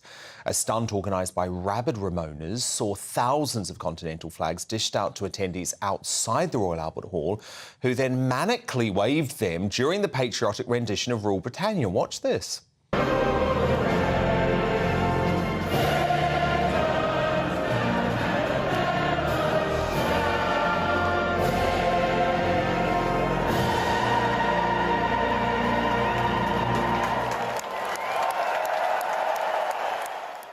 The BBC has been accused of aiding and abetting the EU takeover for the second year in a row, though the corporation said in a statement that flag waving was down to audience choice. But Richard, you are calling the flag insulting and unpatriotic and calling for the EU flag to be banned. Absolutely right. I was there on Saturday night. It was the first time. I was very excited, full of enthusiastic patriotism. And I was not exactly greeted with welcome arms by those dishing out the dreadful, bungling blue bureaucratic flag, who were horrified to see me there. And these flags were everywhere. They had given them away. Who funded all of this? And why did the BBC allow it? If you go back, I think you might also have a picture of the last night of the proms in 2013-14. You can see it's ablaze with glorious, wonderful Union Jacks. And now, and here's the other thing, and this is why I think the BBC were complicit, because they all moved forward, all of these flags, to the front, because they knew that the cameras would then pan in during Rule Britannia and things on those EU flags. This was highly organised. I think the BBC were complicit. I know they've denied it. Of course they have to. But look, this is not a political event. This is a celebration of British national music, our wonderful songs like Rule Britannia, Land of Hope and Glory, Jerusalem. I don't want to see a bunch of overseas political institutions flag that we're no longer a member of. It's an outrage, it's rude, people were offended, I was upset, frankly furious with it. And I just think you've just got to call it out. This is not a political event. It was organised by the Steve Bray mob. Oh, yeah. No surprise there. Big campaign behind it. And look, yes, we all believe in free speech. There's a time and a place for that, frankly, and it's not at our national celebration of British music. Richard, is that if people were waving a flag that said MAGA, for example, and was supporting Donald Trump, there's no way that the BBC would allow them to be waved in an event like that. Absolutely right. And look, historically, if you're French or you're Italian and you're lucky enough to get a ticket, yes, you wave your own national flag. But I tell you what you wouldn't do. You would not go to an American Independence Day on July the 4th and wave the Union Jack at someone's house party. I suspect you may not get a great reception. Well, it's very disrespectful. I mean, for me, I actually view the EU flag as a flag of oppression. And that's why I think it's... Yeah, and we just... This is not a political event. There's a time and a place, and that was not it. Richard, I want to move on to this infuriating but brilliant exclusive from the Daily Express, which today revealed these French cops being paid out of the £480 million that we send to mucky Macron, are not even trying to stop the boats, Richard. In fact, these cops have admitted to the Daily Express that very often they speak to the migrants and actually encourage them. But are we surprised, Dan? I mean, if you've got no incentive, no performance-related motive in order to stop the boats, and you know that actually it helps France, then why would you? I mean, much nicer to go to a nightclub and have a bit of a party at 2 o'clock in the morning than to be traipsing up and down some Dunkirk beach, for heaven's sake. So we shouldn't be at all surprised by this. It was a brilliant exposé, and actually deeply humiliatingly embarrassing for the Prime Minister. But we've all known this. We've all known this is an appalling waste of money. It's absolutely absurd. You touched on it earlier. I think people are coming to my way of thinking. I'm the one who's been calling first up that you have to literally pick up and safely take back to Dunkirk or Calais, which you can do. More and more people, even from the left, are now saying this is not stoppable until we do this. Who's obviously from the Conservative Party on the Superstar panel tonight, she said it can't be done. It can. Look, with all due respect to Esther, it can be done. I've read all the international treaties. I know exactly which clauses of which treaties, the 1974 SOLAS Treaty, the 1982 UN Convention of Law at Sea. I literally know the very sentence of the very clause. If I was in charge with a lawyer beside me who believes in the cause of secure sovereign borders, I trust you. It would stop within a fortnight. Done, dusted, sorted, and the British people would be very grateful. Rich, I had to ask you about Lord MacDonald. Must you? Who was head of the Foreign Office, and in this new documentary for the British Bashing Corporation, admitted that he told everyone he was Ramona. Watch this. The main feeling in the Foreign Office building was of mourning. People were in tears. People were in shock. On this occasion, this solitary occasion, I decided to tell my colleagues, and therefore let ministers know, that I had voted to remain in the European Union. I mean, absolutely disgraceful. He's, of course, breaking the Civil Service Code. Is the Daily Telegraph's Michael Deakin right that those who were in tears that day should be sacked? Look, I think what it shows, with a little bit of humour at the beginning, is that actually they do seem to have some emotion. I mean, most of us may have thought many civil servants don't really have a heart. Look, the reality is, what it proves is what I've been saying for a very long time, which is we need to move towards the American system. When a Secretary of State comes in, you bring in top people from the private sector, 10, 20, serious people, and it becomes part of our culture that you go and do your service, and frankly, you get some stuff done, you make things happen, you stop the nonsense, and you make sure that the wishes of the elected ministers and the elected Prime Minister are carried out, because that's what democracy is all about. These people, they think they run the country. They view elected representatives as a difficult, boring inconvenience. They've got a serious wake-up call. I think we've got to change the whole system. The whole thing, frankly, needs major reform. Richard Tice, leader of Reform UK, appropriately. Thank you so much, Richard. Great to see you. Tom Bauer still to come with a bombshell. Meghan revelation you won't want to miss. First, though, the weather. That warm feeling inside. From Boxed Boilers. Proud sponsors of weather on GB News. Good evening. Welcome to your latest GB News weather update from the Met Office.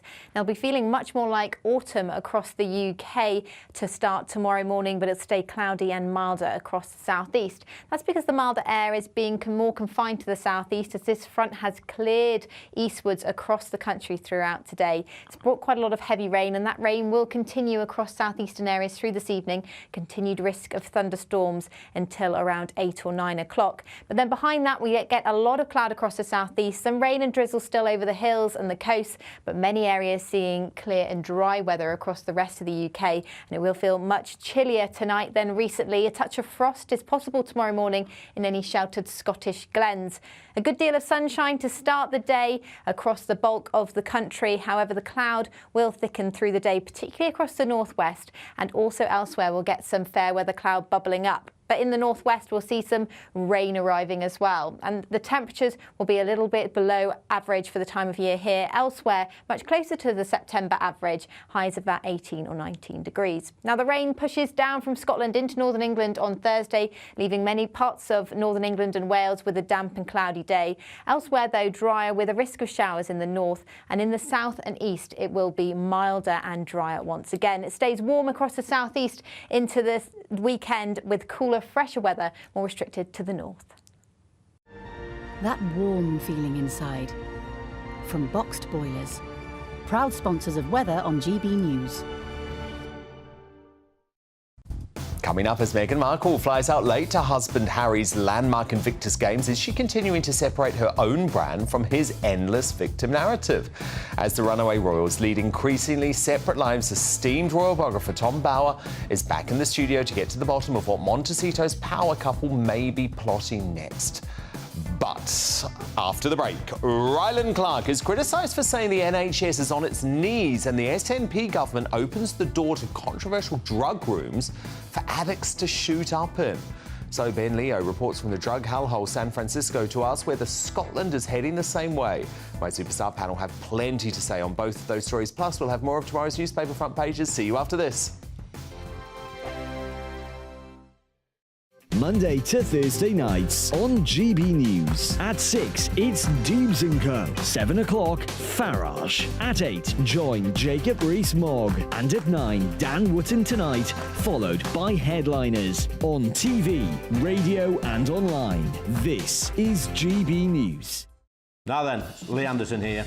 Join me on GB News on my show, The Real World, every Friday at 7 p.m. I'm not eating bloody cat. Are you Delicious. mental? Open your mouth. OK, here comes a train. Reminds me of the scene in Singing in the Rain. Adam, is that a good one? Whoa! Join me at 7 on GB News, Britain's news channel. Join me, Camilla Tominey, on Sunday mornings from 9:30, taking the politicians to task and breaking out of SW1 to see how their decisions are affecting you across the UK. Bursting the Westminster bubble every Sunday morning, only on GB News, the People's Channel. Britain's watching. Join us every night on GB News at 11 p.m. for Headliners, which is 3 top comedians going through the next day's news stories, which is exactly what you need, because when the establishment has gone crazy, you need some craziness to make sense of it. So join us 11 p.m. every night on GB News, the People's Channel, Britain's news channel. I'm Andrew Doyle. Join me at 7 o'clock every Sunday night for Free Speech Nation, the show where I tackle the week's biggest stories in politics and current affairs with the help of my 2 comedian panellists and a variety of special guests. Free Speech Nation, Sunday nights from 7 on GB News, the People's Channel, Britain's news channel. Every Sunday from 11, join Michael Portillo. There will be topical discussion, looking at the week before and the week to come. So kick back and relax at 11 a.m. on Sundays on GB News with me, Michael Portillo. GB News, the People's Channel, Britain's news channel. I joined GB News because I was sick and tired of not hearing my views being represented, not just mine, but so many people that I knew and spoke to. I just couldn't get my voice out there. I couldn't say anything, I couldn't do anything. Whatever the narrative was, I kind of had to follow it. GB News is there to provide a voice for those who have been ignored by the establishment media. We think different things, we've got a different style. GB News is here to be optimistic and positive about the future. It's real kind of dynamic and flowing, with the audience very much at the heart of it, like a big family. Here at GB News, we talk about the things that matter to you. Hearing the voices from right across our towns and cities, especially our towns. All sides of the argument represented with a heavy dose of opinion. We're on a mission here to make a difference. And the GB News family really is here for you, and whatever time of day you can watch or listen. Britain's watching. Britain's watching. We're proud to be GB News. The People's Channel. Britain's news channel.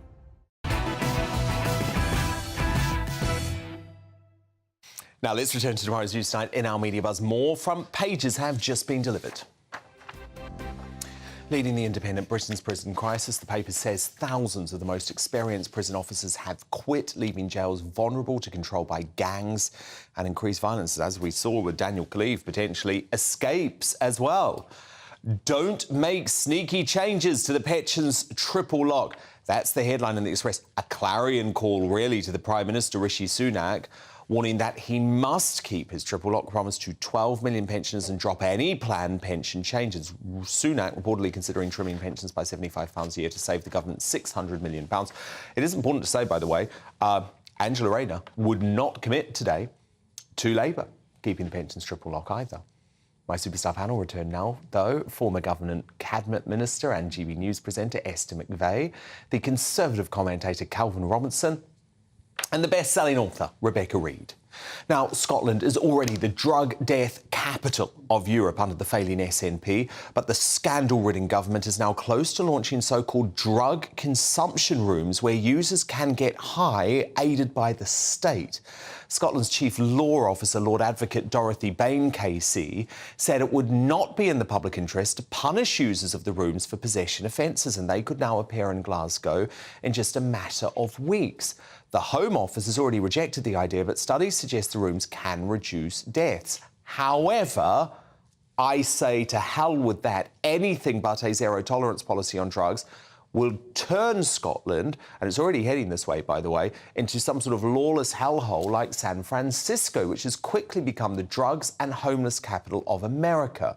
So my senior producer, Ben Leo, recently took a trip to the famous Tenderloin district to see how socialist drug policies, like the ones proposed to be introduced by the SNP, have wrecked the once cherished city. And what are you using? Fentanyl? Using fentanyl, yeah. Fentanyl, cocaine. I use all drugs. Fentanyl specifically? No, I'm heroin. Yeah, so they gave me Subdocaine, which is a Suboxone injection. And the city provides that? Yeah, I started this 5 years ago, so my whole 20s I was like perfect wife, perfect mom, you know. Is there a big fentanyl problem amongst the homeless community? Yes, there is. And I can't do fentanyl. I flatlined it 18 times in the last year and a half from fentanyl. 18 times. Is it worse now or in the 80s? For the drugs, it's worse. It's so sad, and it's as a result of socialist Democrat policy. That's only fueling a drug problem. And when you enable that kind of lifestyle and behaviour, it's no surprise that you end up with the kind of thing you saw in Tenderloin. I mean, Esther McVeigh, just absolutely terrible what's happened in San Francisco under a socialist government. Now, I love Scotland. You know, my boyfriend's from there. It's one of my favourite places to be. But I worry about the drug problem. I see what's happening specifically in Glasgow. And the SNP seems to have given up. They have just given up, and they say, come on, addicts, shoot up in this room and we're not going to prosecute you. I think it's despicable, Esther. Yeah, I think you're right. They've given up. They've realised they've failed. They've got, as you said before, the worst drugs death rate in Europe. And now they're saying, oh, what do we do? Well, we're going to give you safe places now to take drugs. And it's because they failed there. Now, I know it really worked in San Fran, didn't it? Yeah, it is a major mistake there.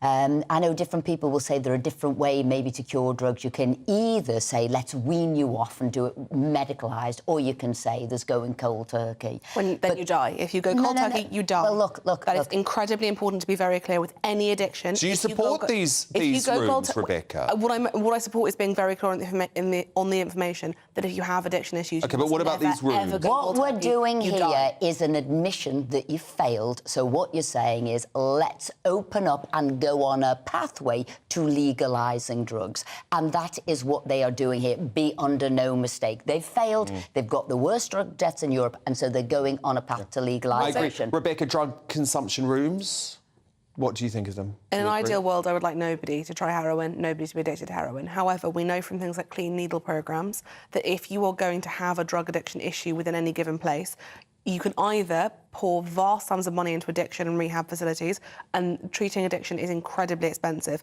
because the average person who goes to rehab will relapse at least twice. So you will pour, and it costs about £20,000 to put somebody through rehab for 1 month.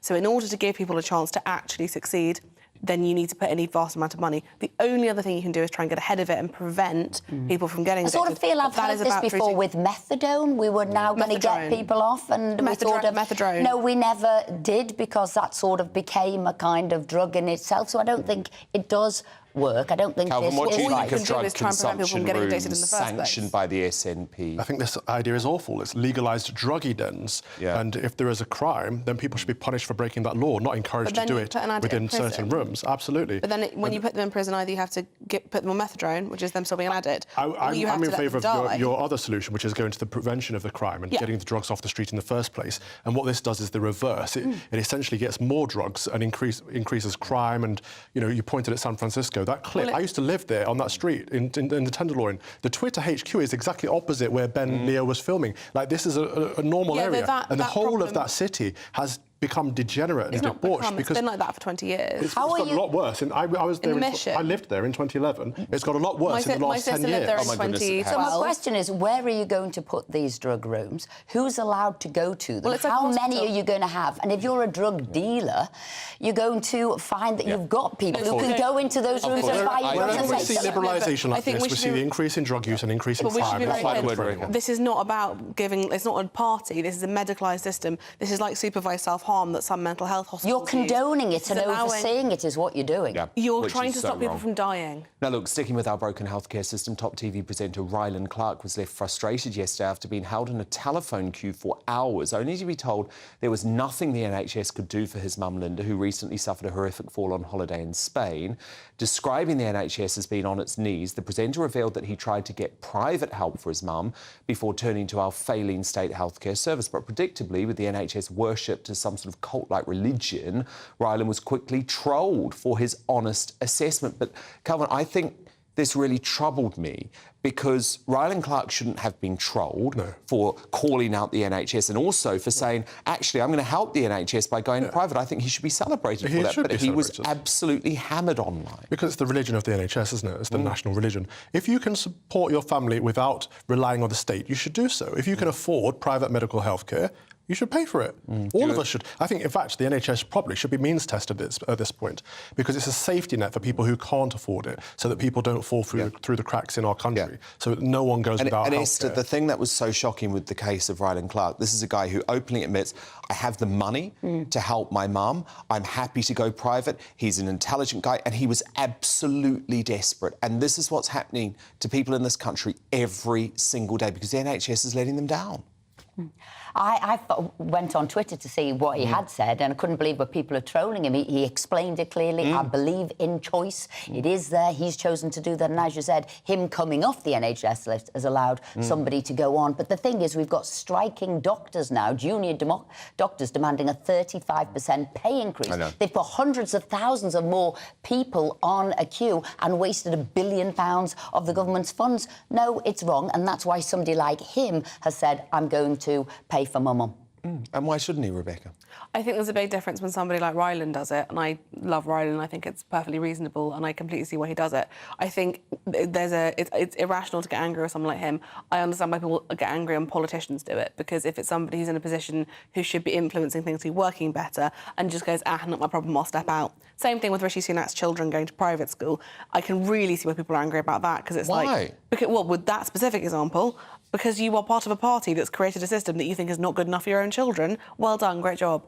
But can you Hang on, Labour extended and sort of grew sort of privatisation with the NHS. They thought they would do that. Wes Streeting is promoting it as an alternative way to do things. Yeah, but also, as a father, your priority is your children. If you can improve schools for everyone else, whilst also, if you can afford to send your kids to the best school, you send your kids to the best school. Unforgivable. You don't send your kids to the crappy state school just to prove a political point. Then you should wait until your children are older to become a high-ranking politician. If people want to pay child to private school when you were a prime minister, that's Rebecca Reid, Calvin Robinson, Esther McVeigh, my superstar panel, and do stand by, because coming up, which Hollywood A-lister is under fire for going against the grain and relaunching her hit TV show despite the ongoing strikes in the US? Find out as I crown tonight's greatest Britain and Union jackass. But next in Uncancelled, as Meghan Markle touches down late for Prince Harry's Invictus Games in Germany, is her delayed arrival another sign that she's distancing her own brand from that of her hapless husband's? One of Britain's best journalists, Tom Bauer, joins me live in the studio to ask if Meghan is still manipulating the media, perhaps even against her own husband, and he has a big revelation about what the Duchess is plotting next. Tom Bauer live. Don't go anywhere, because he's here in just 2 minutes' time. What you get for breakfast is something that, if we do our jobs right, you will wake up to news that you didn't know the night before. It's a conversation. It's not just me and Eamon. We want to get to know you, and we want you to get to know us. From 6, it's Breakfast with Eamon and Isabel. Monday to Thursdays on GB News, Britain's news channel. When the news happens, it happens here. And really important breaking news. Breaking news this morning. On TV, radio and online, the news starts here on Britain's Newsroom. All the biggest stories and the answers that you need from across the UK and beyond. Join Britain's Newsroom from 9:30 on GB News. The People's Channel, Britain's news channel. Join me, Patrick Christie's Monday to Friday, 3 till 6. We tackle the day's news agenda like you've never seen before. It's high tempo, high octane, the most controversial topics and the best guests. You will not be able to take your eyes and ears off it. I'm not afraid to ask the questions that you really want answered. 3 till 6 p.m, Monday to Friday on GB News, the People's Channel, Britain's news channel. Westminster is going around in ever-decreasing circles, followed by the media. Britain is broken. How on earth did we get into this mess? But more importantly, how do we get out of it? Join me at 7 p.m, Mondays to Thursdays on Farage, here on GB News. We will have open, rational debate. We've got to work out how Britain moves forward from this. Join us here on GB News, the People's Channel. Britain is watching. People in Britain, they love free speech, but they also love fair play. I don't care if I'm speaking somebody from a trade union, from the Labour Party, somebody from the SNP. And I think the viewers like to see that actually we can challenge one another, but in a positive way. We think we ask the questions that people want to ask, and often we ask the questions that we wanted to ask in Parliament but never got the chance to ask. So join us every Saturday, 10 a.m. till noon on GB News, Britain's news channel.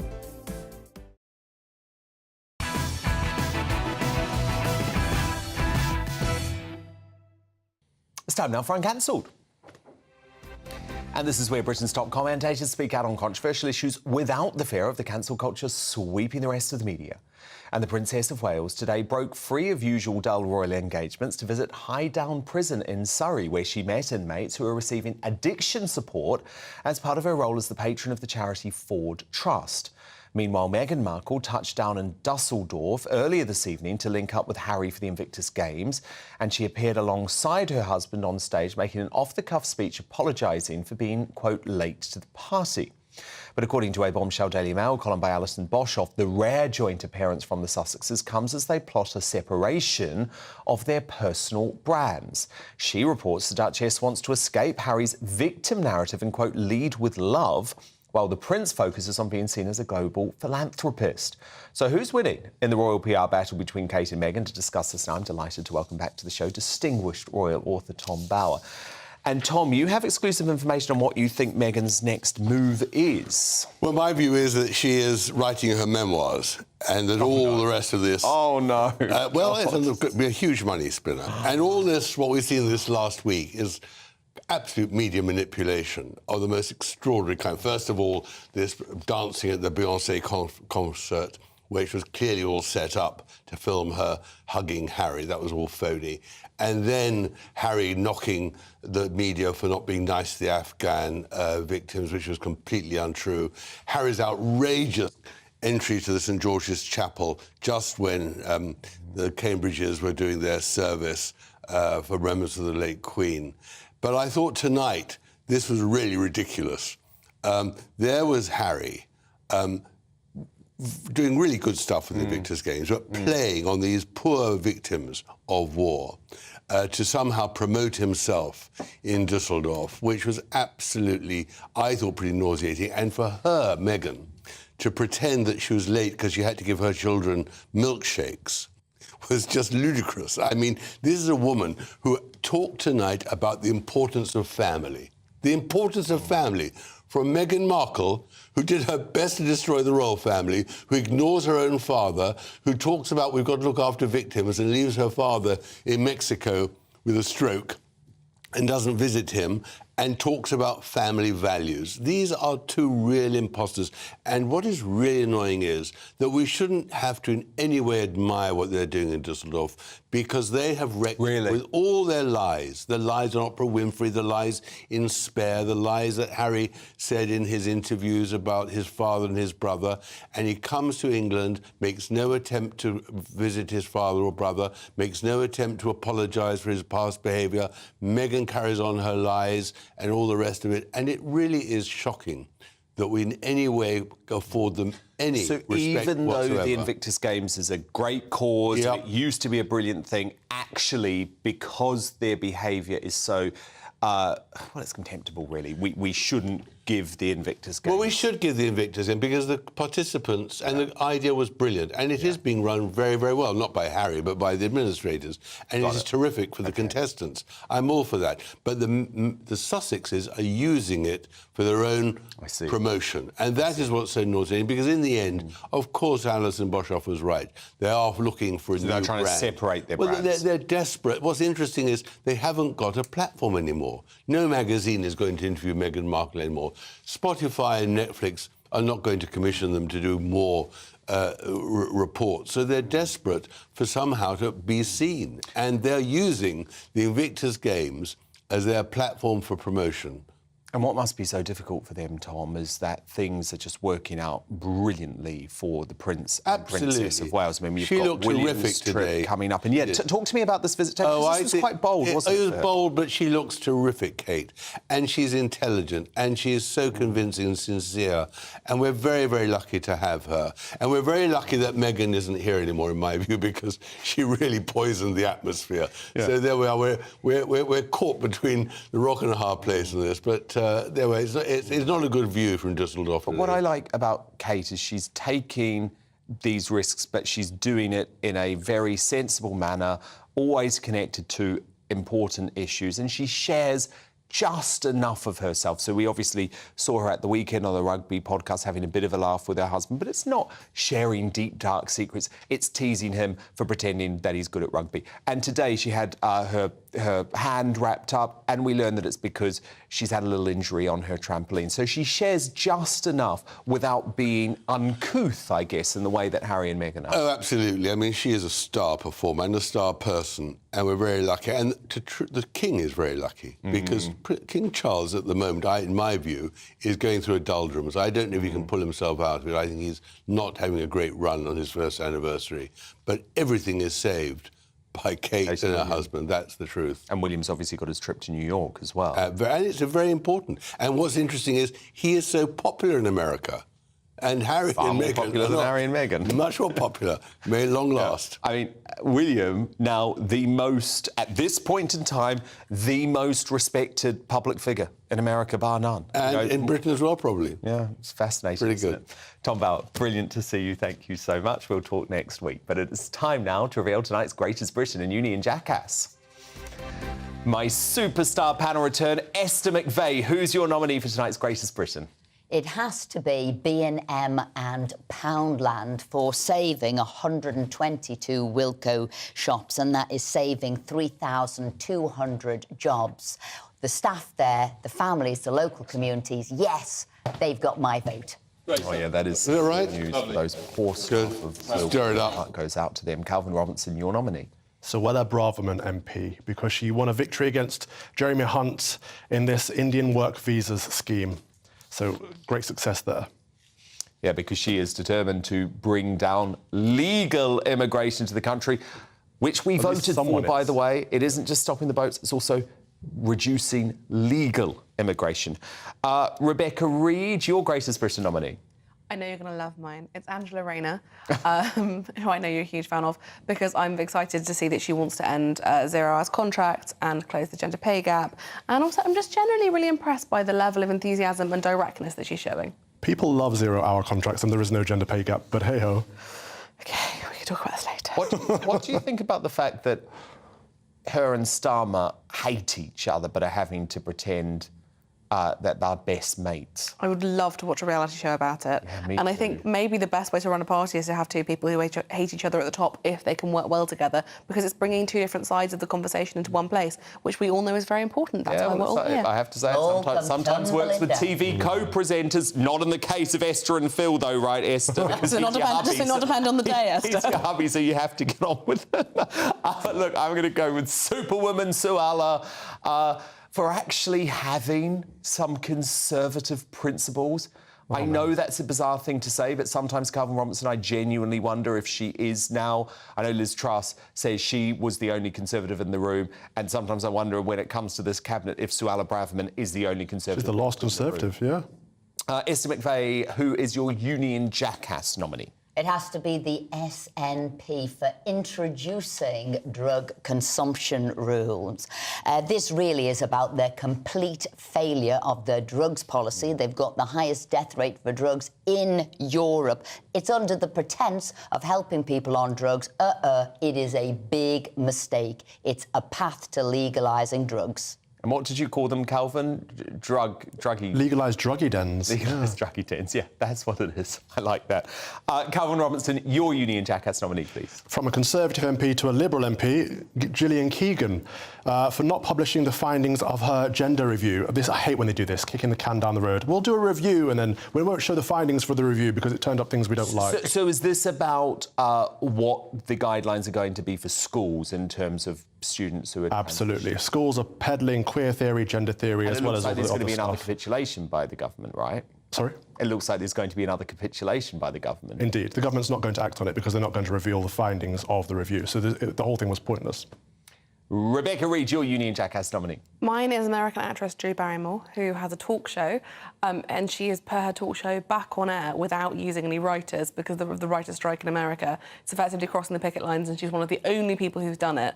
It's actually really important work because a lot of the studios are trying to bring in AI and basically stop hiring writers to do actual writing, which will honestly destroy the quality of content being created all over the world. She crossed a picket line. Give her the greatest Brit. Yeah, I mean, seriously, Rebecca, what about the tens of millions of people who want to be entertained, who want to watch television? I cannot believe that you feel sorry for these multi-millionaire, privileged actors and writers in Hollywood. I'm a screenwriter. I'm directly impacted by this because people I work for aren't currently hiring. Trust me, no, I'm suffering for it too. But at the end of the day, studios have to pay writers, otherwise you don't get good content. If you love any good TV shows that are scripted, you need to be on the side of them. But if the American writers are striking, can't you go and write for them? No, because they're crossing a picket line, which I would never do. Ah, I see. So you're kicking yourself. Do you know what I say? Good on you, Drew Barrymore. Get back to work. Get back to work. That was and just the opposite of my write your point. own scripts, Drew. But look, of course, the Union Jackass is the SNP, Esther McVey's choice for introducing, what do you call them, Calvin? Legalised druggy dens into the streets of Scotland. I think it's a real disgrace. But thank you so much to my superstar panel, Esther McVey, Calvin Robinson, Rebecca Reid. Thank you for your company tonight.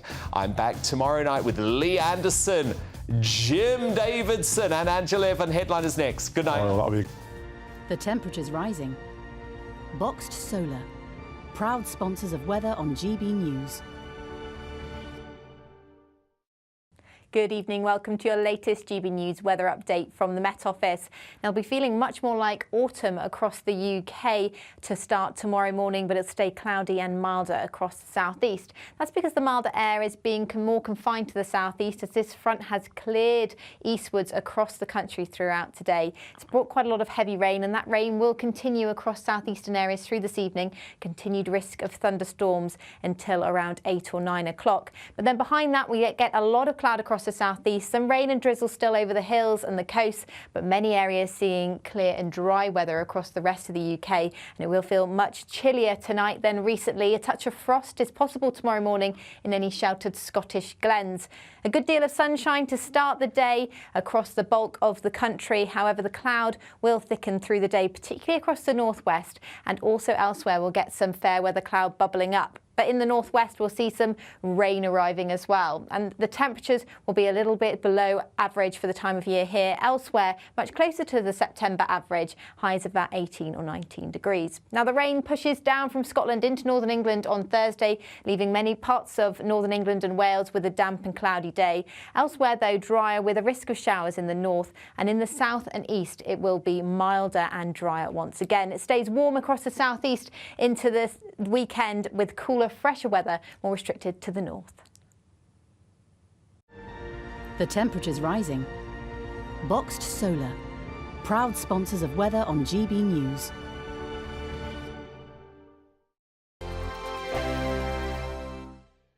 The Live Desk with me, Mark Longhurst. And me, Pip Thompson.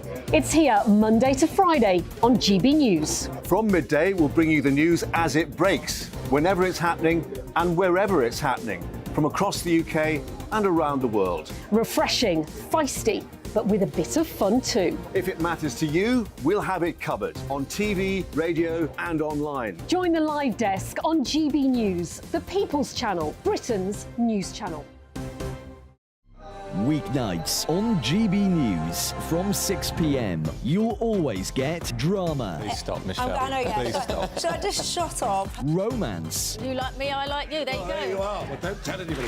Adventure. Etc. That's the whole point.